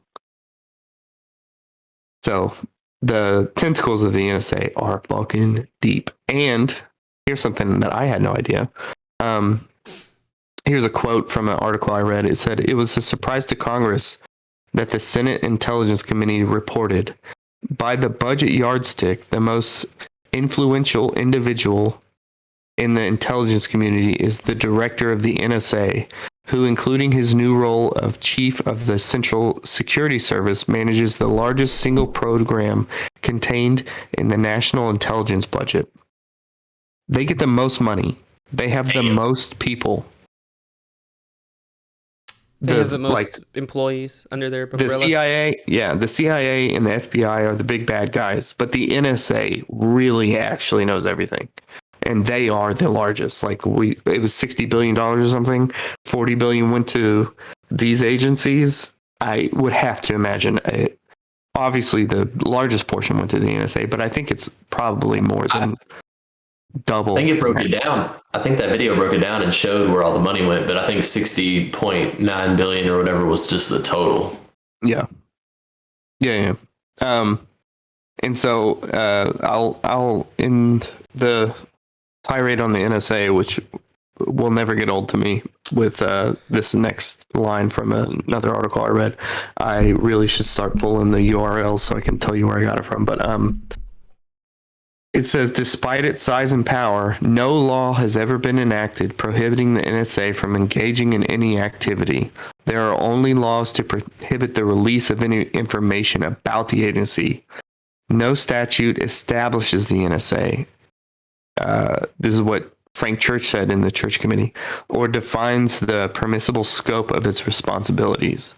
So essentially, the NSA's mandate doesn't exist, and all they do is take in all the information they possibly fucking can about literally everything and use it accordingly. I think that's It reminds me. They are the. They're the Orwell branch. They're the fucking 1984. They're the Animal Farm. Yeah. They're the we know when you're taking a shit. That's who they are. That's what the NSA is. They love Facebook. They love Twitter and all that shit. And they don't even have to talk to them because they got the fucking back end. They have the cable that goes across the Atlantic. They're just tied in. They don't have to ask anybody shit. It reminds me of The Dark Knight when Bruce has He can Lucius ping Fox. phones. Yeah, ping all the phones, and he has access to the whole city. And he's like, "This is wrong. This is too much power for one man." Yeah. And he's like, "I'm using it to find a psychopath." And it's like they're using it for what? To spy on us. And then in Operation Mockingbird through the CIA, where they were manipulating the media and putting on what the CIA wanted to put through the media. Yeah, that came out in the Church Committee as well. We really ought to, if the Church Committee isn't an episode in this season, we ought to amend one of the episodes to specifically be the Church Committee. I agree. I think it might be good we're for gonna next have week. to. We're gonna have to. No, we already picked MK Ultra. We're gonna have to write all these down because we've said like 4 ideas throughout this one episode. That's what I was trying to say. Like when I'm getting down to 30 minutes here, but the FBI is pretty extensive, and then I was thinking the ATF wouldn't be, but it's pretty out there too. Go ahead. Well, dig in, dog. Oh shit. You guys typed your notes up. Mine are handwritten, so I'm not gonna, I guess, show up the presentation. But anyways, mine were the FBI and the ATF. I'm going to kind of brush over the FBI because I feel like they're the more well-known one. Like, everybody's familiar with the FBI. But the ATF is kind of a lesser-known one, at least for in the aspect of popularity. Not popularity, but well. What did the FBI do lately that was the most fucked up?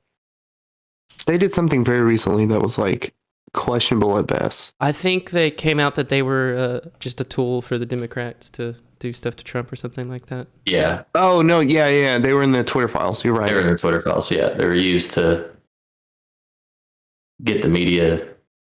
Continue, Jeremy. So 1908, there was kind of an argument between the Secret Service and a need for the DOJ, the Department of Justice, to do investigations into mainly national security issues. So like treason. This is 1908, so there were still territory arguments between some of the states and stuff. So the Secret Service needed a investigation group, and they were getting tired of them borrowing, I guess, their detectives is the way they worded it.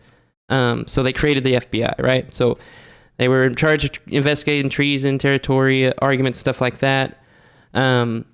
Fast forward a little bit to the 1920s. Hoover takes over in 1924. Everybody knows J. Edgar Hoover. Within his reign in the early 1920s, he starts working pretty close with Hollywood and some of the media, like New York Times and stuff like that, to kind of bolster the image of the FBI and kind of coin the idea of like G-Man as like almost like a heroic type figure, right? So when did he invent the vacuum cleaner? That might have been much later. I don't know. Same time they put up the dam, probably. Okay. I just had to slip a joke in. I'm sorry. Anyway, G-Man, yeah. So the G-Man kind of stems from his idea, like Hoover being smart enough to realize that they needed to build up a public image. So he kind of creates this media empire. They kind of word it as altering the public image of this FBI agency and kind of like establishing them as like this public figure. Not public figure, but like just like as an important agency that was doing important Yeah, work. dog. They're the bureau, you know. They're Yeah. the ones running shit domestically, right? Yeah, but it's just crazy that to think that Hoover, as early as 1924, was thinking of it as like their image in the public eye. Like, how can I make sure that I'm sticking around through all these transitions by manipulating the public into thinking we're like superheroes, almost like we're like this extension of the government. That's like, I don't know. You get the Super cops. connotation with G-Men, right? Yeah, and then, what year was that? Because that's really interesting. Like, if that's coming off the back of World War II, that is scary. That This is way. This is 20 populace years. bought in. 20 years before World War II. This is after World War One, in between World War One and World War II, 1924. Okay. So the Gestapo and shit didn't exist yet. Yeah. So So the G-men were like the level one. If you're ranking like, never mind. Continue. well, no, that's what I was thinking. Like the FBI were one of the earliest, but there was stuff I was following, which is going to tie back into the NSA and the CIA. But the ATF is actually goes back to like 1886 or something to do with tax and bootlegging and stuff. But I'll get there. Yeah. So 1930, there's some more scandals that kind of bolster the FBI's importance. There's the Teapot scandal, which I didn't look into. I imagine that's going to be like a further down the rope kind of thing. Hoover kind of starts redoing some of the practices of the FBI. He makes it way harder for it to become an agent. Like there's a lot of corruption in the FBI apparently, so he's kind of like cleaning house and getting rid of political figures within it. So there's no like political allegiance. It's just like hardcore police officers at this point, right? So he institutes your only allegiance is to Hoover. well, that's kind of, yeah. So he's building steps into building this workforce, this population within the FBI that's kind of loyal to the FBI, right? Like they're not loyal to the president or anything like that. It's kind of all in-house kind of concept. Mm-hmm. So that's Hoover's mentality. So he had the wherewithal to do the media empire that he was building up, and then he was also kind of restructuring their own importance through these training programs that he was instituting. So he was kind of rewriting again the playbook of what it took to be an FBI agent. He was also in 1930s. He developed the first fingerprints database to kind of collectively archive, a federal level of criminal activity. So that was him too. There was like all. I'm sorry to cut you off again, but all of these like instituting all these different things. If like humble and innocent, seem like well reasoned and good, but So- I feel at some point it takes a hard turn to like this power's too much for. You were both You understand touching what on I'm it, and I wanted to interject, but I was saving it for this moment. But I'm getting the vibe that a lot of these institutions were created out of like a specific, like singular event or like a response to something like that. And then they kind of became like self-aware in the existence. Like we have to have a reason to exist. So then they just start, I don't want to say fabricating stuff, but they start taking on responsibilities. It's do you remember that episode of The Office where Oscar is trying to explain to Michael what a where you have too much money is? Surplus, yeah. Yeah, and he's like, oh, okay, imagine you have a lemonade stand, your mom gives you $5, you only spend $4. Now next year your mom's only going to give you $4, and all these agencies just build off He's of like, I'll be no, $6. we have to make it cost $6. Yeah. And but like you're so right, because the NSA started out of like trying to decipher the Japanese codes, or in World War I trying to figure out what was going on in Europe. You need an institution to do that from America during those times when telegram is the most efficient form of communication. You need an institution to communicate effectively or try to figure out shit that is not being communicated. That's interesting. I like that point. It's pretty crazy to terrifying. think. No, That's what it's grown into. That's my point. Like this was 100 years ago now, and like Hoover, obviously he was a very powerful figure within our history, but he had 100 years ago had the foresight to like get the media on his side, to develop himself as like the hero, right? Like that to me is like that's manipulation on like a high level game. And he knew of it 100 years ago to like say, hey, I need popular opinion to keep furthering my interests. So that's kudos to him. just keep fast forwarding. 1934, John Dillinger. That's when all of that was going on. He was a pretty Bank robbers. pretty big bank robber, which was warranting a lot of Yeah. attention at a federal level because he was crossing state boundaries and doing federal level crimes. So that's Yeah. Roosevelt Public too. Enemies is a great movie. And Public Machine Gun Enemies. Kelly too. Babyface Nelson. Babyface Nelson, yeah. But I think No, fucking Bonnie and Clyde. Like the Mhm. Texas Rangers got in the FBI's way. Oh yeah, 100%. Which is interesting. I think we should focus on like a state versus federal like police activities, but that'd be an episode too. But I think you No, it was touched. just a testament to how dope the Texas Rangers are. You ever Yeah. been in that museum in Waco? It's pretty lit. I haven't. I need to. I have not. I need to though, because the Texas Rangers, that you do not fuck with them. Nah, doggy. So the 1934 John Dillinger with Roosevelt, you kind of touched on it, Clayton, but the war on crime kind of starts kicking off. It's almost like a 9/11 event where they're saying we got to bolster these police forces, right? So it's almost like the war on drugs. It's almost like all of it are their normal practices, but this is a much earlier on. They Well, create.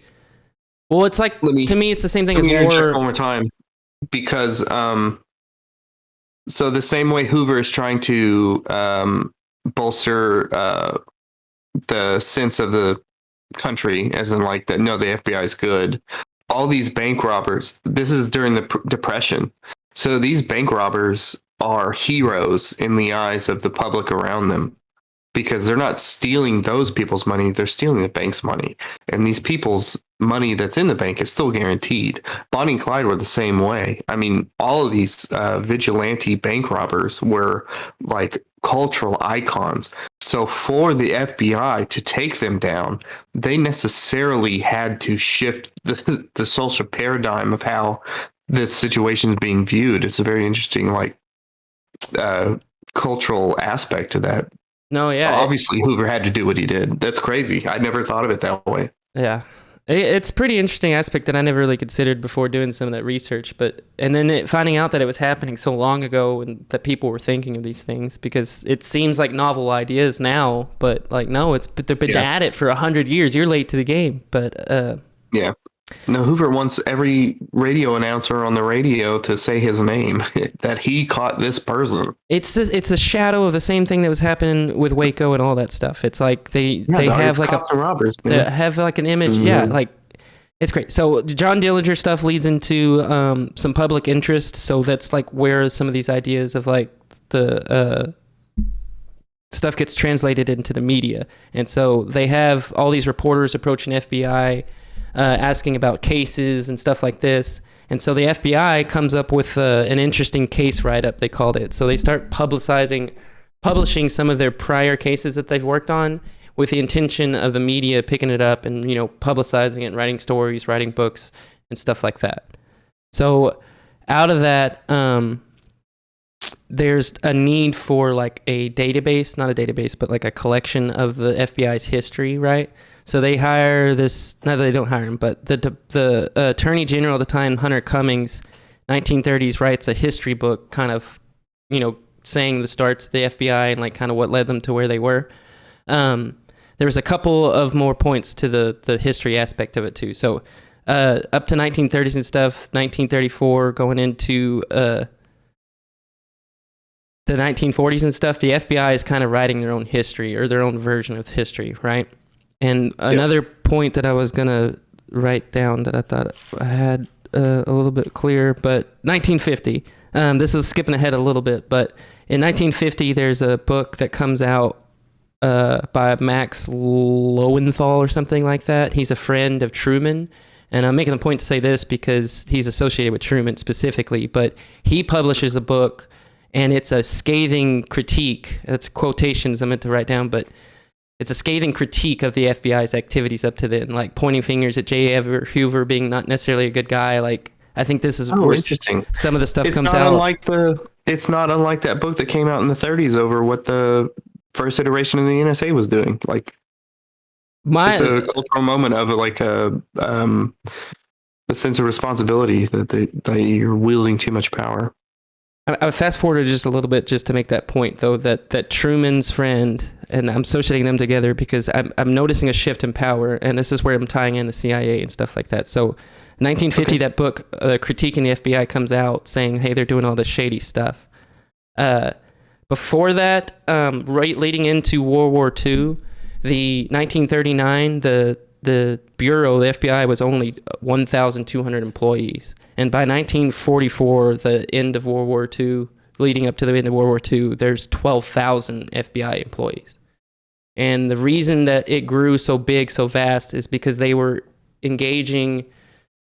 The reason they grew so fast, so big during the war is because they were approached to do investigation into Nazi activities in South and Central America. So I believe it was Roosevelt that approached the FBI saying, hey, can you take on this extra responsibility? So they grow in size. They start pushing agents to do these covert espionage activities in South and Central America, trying to track Nazi activities. Like this is stuff that happened, like Nazis in South America. That could be a whole conspiracy podcast because like I'm not trying to go off another tangent, but it's crazy. Came here. It's crazy what was going on in South America with Nazis, like clones. Hey, why don't we make? Why Why don't we make? Okay, so September is already hollowed out for 9/11. November for JFK. Let's make August Hollow Earth and Nazis in South America. That would be interesting. Anyway, continue. You're bringing some fucking info, dog. That's what I'm trying. So, within their practices of sharing their cases with the media, in hopes of trying to stir up attention and stuff like that. Part of that history chain where there was different people writing history versions of the FBI. One of the people they were hiring to the FBI hired to investigate their own reaction to World War I. Like, hey, how did we handle it? It wasn't an investigation. It was just kind of doing research on how the federal government handled the lead up to World War I, like their response to certain events, and then how they... Are you saying that the government reflected upon itself and its actions? They were using these, like, I can't remember what they were classified as, if they were journalists or just like historians in some kind of college setting or something like that, but they were hired by the FBI to kind of be reflective on how they handled certain events, right? That's so interesting. That's extremely responsible in the governmental sense in my mind. I mentioned earlier gross negligence. And so the anecdote on this point that I'm making is they hired this one guy named Abraham Glassman, and this was early, like 1939. They hired this guy, Abraham Glassman, to do research into how they were handling World War I, and then this was 1938 leading into World War II. So now how should we respond to World War II? We know we're going to war, like what would be the best step? So Abraham Glassman. I think the year is like 2005 or something, much later, like super recent, 2006, 2007. Abraham Glassman was a Soviet spy. So the whole time the FBI is using this guy to research and like how should we approach World War II and all this stuff, turns out to be a Soviet spy. No shit. So gross negligence again. So another example would have been leading up to that same thing, the World War II stuff, that same investigation stuff. They were tracking a German spy, and they were hoping to get some attention, or some good police work requires the public input. Like you're trying to investigate, so you have to, at some extent, reach out to public opinion and say, hey, what's your version of what's going on and stuff like that. So they're communicating while trying to track down these German spies. Hey, we're actively investigating this. We know there's like 13 spies out there of German nature that we're trying to find and indict and get in front of a grand jury, right? And so within like a 3-month period of them trying to get these guys in front of a grand jury, while also publicizing it in the New York Times, they flee the country and make it safely back to Germany. And the FBI just missed their opportunity to try them as spies, just because of a faulty practice they had of sharing open-ended investigations with the public. So this is like 1950. They're like, oh, maybe we shouldn't be so transparent. It's pretty crazy. Like if you look at true crime at all, it's the same way that cops try to withhold some stuff and then not some other stuff, and then sometimes the investigation allows too much to leak or whatever. So whoever is guilty knows that like no, they're on me. I got to get the fuck out of here. Yeah. That's interesting. And as an aside, I don't remember how my brain jumped to this, but we've had several conversations about how I claim it's not illegal to scream fire in a crowded theater. I Back learned to a little this. bit more. It used to be illegal. And the reason it was illegal is because a man was outside of the like draft office in either World War One or World War Two. I think it was World War One, and he was arrested for causing a ruckus trying to get people to not enlist for the draft. Oh wow. And then after that, they went, no, that is free speech. You're allowed to do that shit. But at the time, they were like, put that fucker in jail. We need some bodies to ship home with the flag on top of them. That sucks, And, dude. you know, That's fucking crazy. all the honor in the world to anyone who's willing to enlist and serve their country. But 100%. I gotta be fucking wicked ass in line to sign up for that shit. Like, it has to be a very apparent World War II type situation for me to allow That's what I'm anything saying, like that yeah. to go on. But they'd want the young people anyways. We're already too old. Unless No, it was we are not too old. I don't think they cut the enlistment age off until like 45 or something. Yeah. Especially nowadays, you could probably bump that shit to 50. If you haven't had a knee replacement, you're in, buddy. Nah, there's still other ways you can get out. No, and I what will was get out. shin splints? What was Trump's reason? I'm gonna keep I'm going the only though, son. because I haven't even gotten ATF, and there's still a lot of FBI. Hell. So I don't know. We'll have to figure this out. But I'll fast forward or try to. I'm talk fine with faster. going over. Okay. So that was 1950s. That book gets released about the critique. Going into 1960s, it starts becoming more and more apparent of their failing at their duties. All the while, Hoover still active as the leader of the FBI. So this is moving into the 1960s, into the civil rights movement. This is 44 years of service with the FBI as Hoover. Like, he's been in position for 44 years at this point. Like, that blows my mind. Holy shit. Right. That That's a has long to be the time. longest. That has to a be very the long longest time. term. It blows my mind. Anyways, There's so got to be double the next longest term of head of the FBI. I'll Google it. it's insane. It's got to be. So Hey, you pulled down Twitch. What's going on there? what? What happened? That screen that I can see. Oh, I don't know. I think I hit my mouse or something. I'm Oh, sorry. Firefox just randomly closed out. I'm just going to continue to derail you. You're good. I mean, I don't know why that happened or why that popped up. Anyway, Anyways, so 1960s, it starts becoming more and more apparent that they're failing and not really achieving any of their real goals, right? So moving into 1970, you have Nixon administration. before you get to 70, they changed the rule. You can now only lead the FBI for 10 years. Oh, that's nice. That is nice. I don't know why Continue. those same That rules was a would real quick apply aside. I'm sorry. to Senate or House representatives. But anyways, so it's going to go back and forth a little bit. But 1970s, it gets Nixon administration. 1972, 2 weeks after Hoover's death, Watergate happens. Bam. Mm. So you get all the leaks, information about the FBI activities and stuff like that. I don't That's really 2 understand. weeks after he dies? 2 weeks after Hoover's death, you get That can't- Watergate. that It can't be a coincidence. I agree. So No. at no, that no. point, you get a shift in Washington. You get almost new leadership because the Nixon administration obviously would have gotten wiped out. So you get like a reformatting in Washington. Holy shit. No, dog. Hang on. So Hoover's first term under the Bureau of Investigation is 11 years and 51 days. Then it changes into the FBI, and then he gets 36 years and 306 days.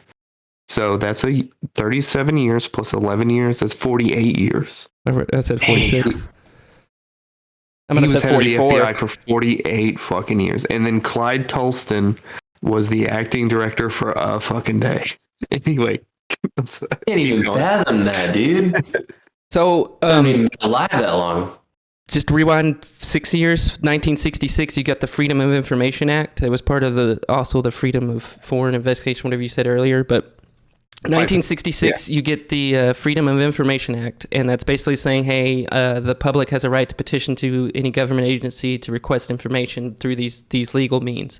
1966, that's when that happens. The FBI straight up says we're above this law. Our information is so secretive and so dependent on national security that this law is below us. Like, we just override it. We don't have to do shit. They gave the fucking X-Pac crotch chop. Yeah, that audacity. Go fuck yourself. So that was 1966. 1972 was Watergate. Also, see, this is where I got confused. I don't know if this was what Watergate was, but in 1972, I don't know if this is just coincidental, but if it's the same event or if it's another event, but it might be the same event. I don't know what the fuck Watergate was. But in 1972, Pennsylvania students break into a place and steal FBI documents. That sounds like Watergate, but I'm not saying that's what Watergate was. No. Watergate was people broke into the... And it was the Cubans, right? Democratic Convention office. So this is a separate event. The Cubans. So in Pennsylvania in 1972, separate. students break into an FBI headquarters and steal FBI documents and release them to the press, and the term COINTELPRO comes out. It's like a keyword. COINTELPRO. It's a keyword in all these FBI files. And that's whenever the public gets informed that there was all this counterintelligence programs going on within their own citizens, the FBI against their own citizens. Right? Yeah. It was the DNC at the Watergate complex. Watergate was the DNC. And COINTELPRO, that is like every time the NSA got caught with their pants down is because they were monitoring U.S. Yeah, so citizens. this is leading up to sounds like COINTELPRO was the FBI monitoring U.S. citizens, which is very distinctly against the Constitution. No, this is leading up to the Churchill Committee. I'm trying to go as fast as I can. No, you got it, man. So that comes out in 1972. The press picks up this term COINTELPRO. I didn't get the reporter's name, but he files a suit against the FBI to request this information, saying, "Hey, what is COINTELPRO, and can you explain to us what these practices were?" The FBI let me hit you with this wiki sentence. It says FBI records show COINTELPRO resources targeted groups and individuals. The FBI deems subversive, including feminist organizations, the Communist Party, anti-Vietnam War organizers, activists of civil rights and Black Power movements, i.e., Martin Luther King, Malcolm X, the Nation of Islam, Black Panther Party, Malcolm X, environmentalists and animal rights organizations, and the American Indian Movement, Chicano Mexican American groups like the Brown Berets, and the United Farm Workers independence movements, including Puerto Rican, like fucking everyone who was a little bit anti-government is what this sentence is saying. It's arbitrary. I'm getting the sense like that's what I was saying earlier. It's like they just finding reasons they wanted to. Yeah, they're finding reasons to exist. So they're just their reach is broad and unchecked. So in 1972, that reporter files a claim saying, "Hey, because of the Freedom of Information Act, you have to give us this information." The FBI gives us a big middle finger, says if we don't have to do crap. The Churchill Committee takes place, and they revise the Freedom of Information Act so that to overwrite or to fix these loopholes where the FBI was saying they didn't have to cooperate. Right. So that gets fixed.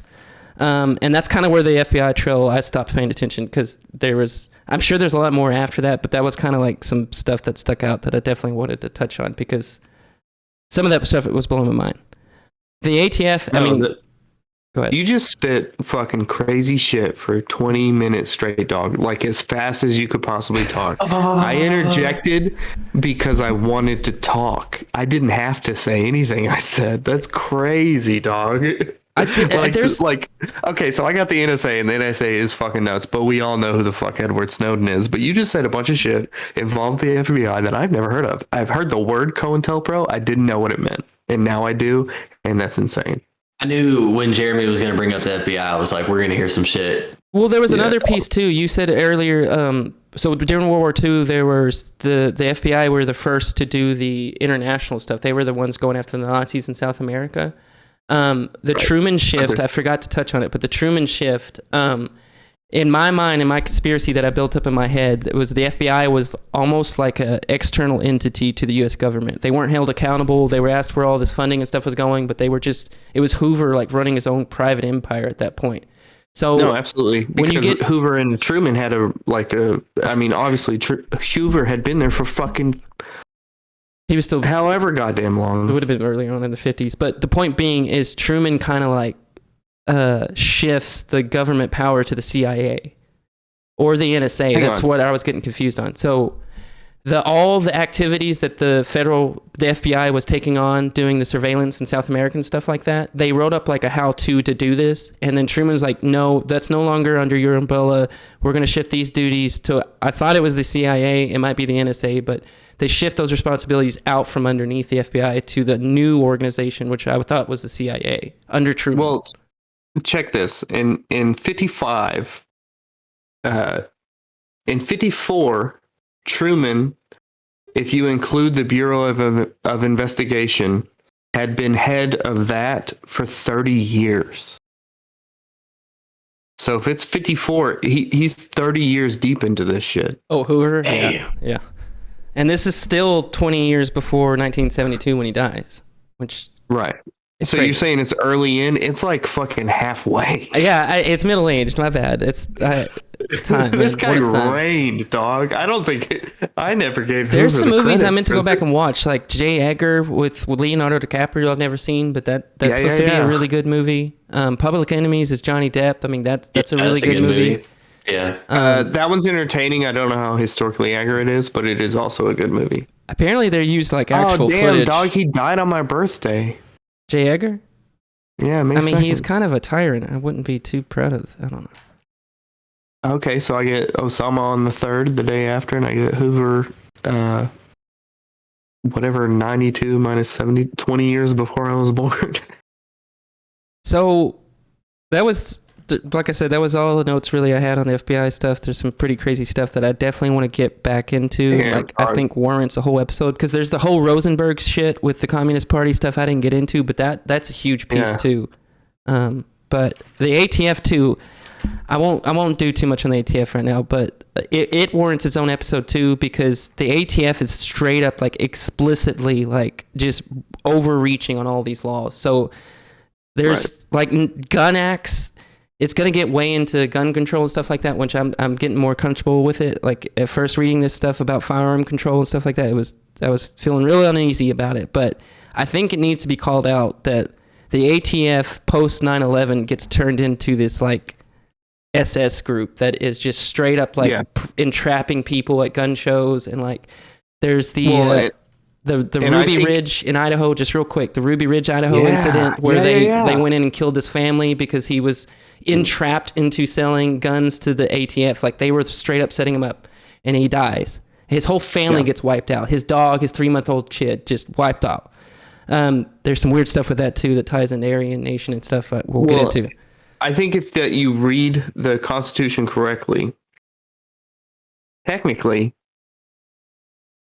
you should be able to own a nuke. There's interpretations that you should be able to rival the power of whatever entity you're having to fight, right? That is exactly my interpretation. Now, I will hedge that and say, yeah, let's pass a law so everyone can't own a These are fucking laws nuke. that were written. I'm willing to pass that law, but we're passing laws that are like taking hunting rifles away and shit. That I'm like, this is fucking stupid. How about we fix the you can't own a nuclear warhead? Like and that then should be top act like priority. yeah, and then act like the Second Amendment reads how the Second Amendment reads. Dude, the ATF stuff we're gonna have to do it because like Chuck Schumer's on there. There's Yeah, you can have a Operation whole Gun episode. Runner, Fast and Furious Operation. There's them. Oh, I know about Fast and Furious. Oh, here's another current event. Fucking no, it wasn't during Fast and Furious, but so Trump got in a lot of trouble for having secret documents or top secret documents, whatever the fuck they want to call them, and then they just found a bunch of Bidens from his vice presidency, and that period of time in which those documents have to be from is under Crossfire Hurricane and his overseeing of Ukraine, in which he fired a prosecutor to keep his son in charge of a energy company or on the board of an energy company, which is troublesome. Like, who even fucking knows what Trump took? Obviously don't, But as president, you get to declassify whatever you want. But as vice president, you don't get to declassify a goddamn thing. So we're talking about different levels of things, and I think that they're gonna let Biden slide, and they're gonna continue to go. Donald Trump's a big old piece of shit. So we'll see. Trump actually cut funding to the ATF. It's pretty funny in retrospect. Well, and it's just so hard to like be like meh on Trump and hate most of the government, but he was the only one who was screaming drain the swamp. He didn't do it. I understand that. That's why I'm meh. But then Biden does the exact same thing in like 2 different instances, but worse. And it's like, no, he's fine, even though he can't remember his own fucking middle name or what side of the stage to walk to. And you just have to like be okay with that. I'm not okay with that. That's fucking stupid. That is so fucking stupid. Not the only stupid thing he said. Do you remember when someone threw a shoe at George W. Bush? Yeah. What the fuck do you think Biden does if he gets a shoe thrown at him? He's like, hey, did you get your vaccine? Yeah. Oh, you got a t-shirt gun? Just something fucking dumb. I don't know. Yeah. And then you imagine Trump makes a snarky comment that might actually be funny. And so that's where I stand on that. I don't like any of them. I don't like any of them. No, I agree.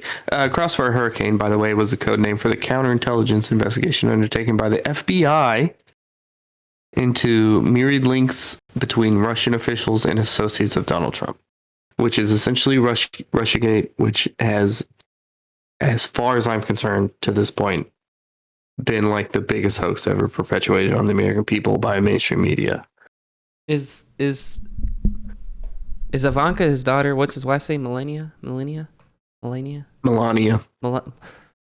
What's the boss from Elden Ring? I don't know. They were very similar. Is she not a mail order bride? Is that not what that story was? But hang on, let me extend what I just said.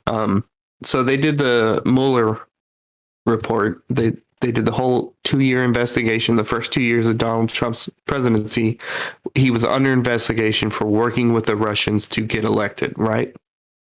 And I alluded to this earlier. It all comes back to the Steele dossier, which is absolute a crock of horse shit. And so that story evolves into, no, Russia had troll farms and they were running social media. And if you dig too deep into that, you realize it was like 6 guys influencing like 600 fucking people. It might be more than that, but it's not a whole lot more than that. And then you just keep going, and people want his tax returns released the whole time he's president. They just got released in like the last month, and they don't show a goddamn thing about Russia. So President Trump's entire presidency is mired in Russian influence that never existed. It's a bold claim. Interesting. It's a bold claim. I don't even think it's a bold claim. I think there is absolutely no proof that Trump used or was helped by Russia. I think he just was smart enough to have Putin as a friend and like keep your enemy closer than, keep your friends close, but keep your enemies closer. I think he was smart enough to do that.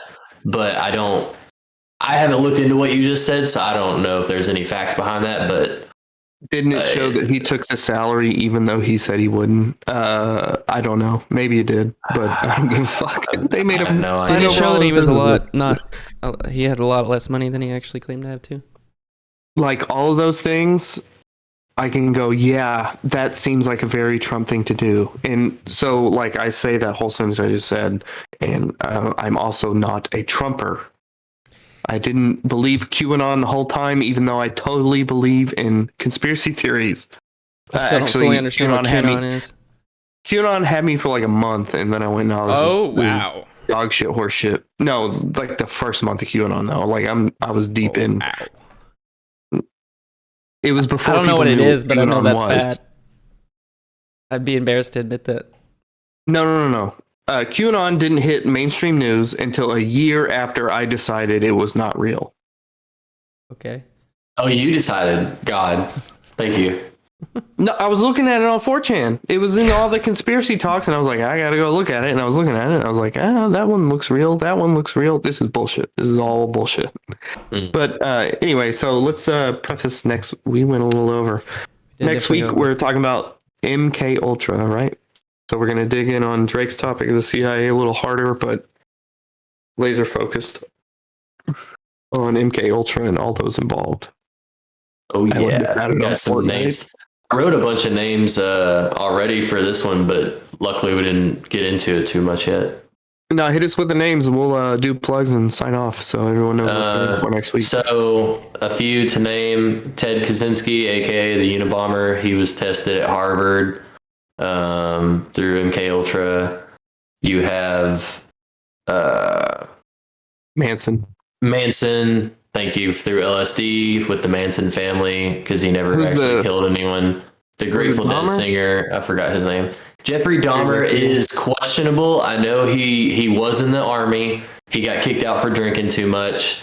I need to look in. I call like looking into the serial killers for next week. Like that's my department. You have that one. And Wait, I'll no, do no. that. But, Because I know that there was a like the Jim Morrison's dad was a intelligence agent, and a whole bunch of the people, a lot of those bands came out of that same area in California that Jim Morrison came out of, and that area is very known for having a lot of intelligence agents.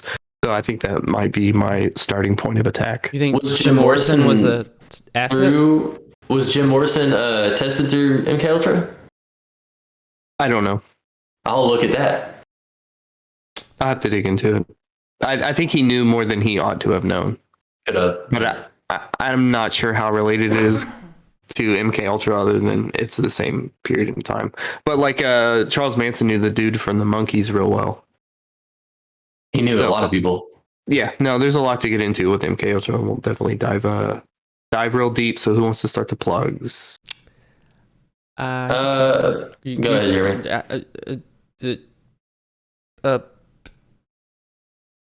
That's a good plug. God damn it, just do your plug. Well, I was gonna try to do.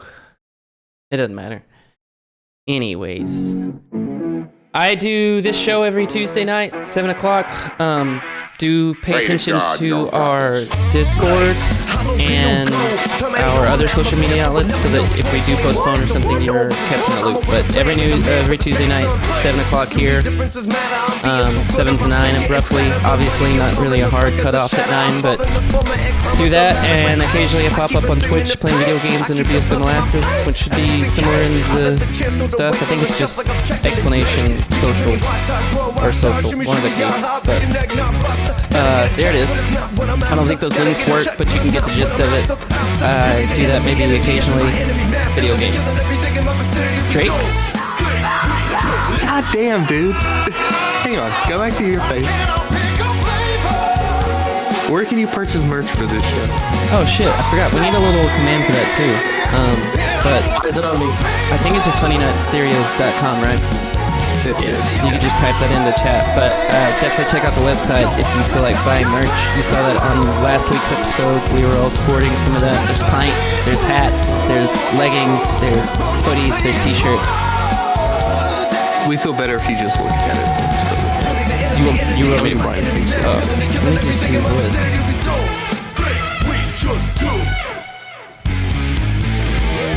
Alright, how about I go next? You go ahead. Alright, I'm BOC with Sabi and everything. Instagram, Twitter, Twitch, I don't really get on. I also have YouTube, I don't really get on that. Go to youtube.com/therolling3rd. Me and my best friend in the entire world, Adam. We've pivoted the topic of the show. It's now like a movie, a trivia, game show type situation. I think it's going to be a lot better and a lot more fun. You can look at the last episode on YouTube and kind of get the gist of where you're going with that. We also have a Patreon attached. We'll let you know on Sundays because that show is live every Sunday at 8 p.m. And yeah, I made Jeremy do all the plugs for the show. Normally I bolster his plugging of the show, but I don't have much to share, so I'm supposed to do it. Drake, you got Flavor playing in the background. Nice. All right, so let's start with that. Now we're copywritten on YouTube. Great. Is that really going to cause an issue? I'm gonna sue us. Oh, you're gonna sue yourself. It won't cause an issue until we're monetized, which will take a minute. So my band's playing Abel Delilah. Check us out. Buy merch, AbelDelilah.com. Follow us on Instagram, Facebook for all our stuff. We've been recording lately. So new music is on the way. Can't wait to give you all that. I'm on here every now and then streaming on Twitch. It's Inked Beats. Twitter, YouTube. Yeah, go follow my YouTube account if you can. Subscribe, please. It's Inked Beats. Other than that, Yeah, Doggy, you need your fucking Twitch monetized, right? We need to get you some fucking Twitch followers so you can yeah, start we need to getting get some Twitch followers, get me monetized. Yeah, do that. That helps a lot. Hey, yeah, follow Ink Beats on Twitch. Yeah, we need Please. to get that going. What else? All right, I'll probably do it tomorrow, hopefully. no, I think that's it. I think we'll see everybody next week talking about MK Ultra. MK Ultra and the CIA. Don't do LSD unless you know where it's from, but you can't. Hey, man, I didn't say this, but go ahead and do it. It's fun. What are we doing? LSD. Oh, God. All right. No, I didn't do it. Don't do that. Don't yell fire in the theater. Yeah. Bye. Dude. Cut me like a kaleidoscope.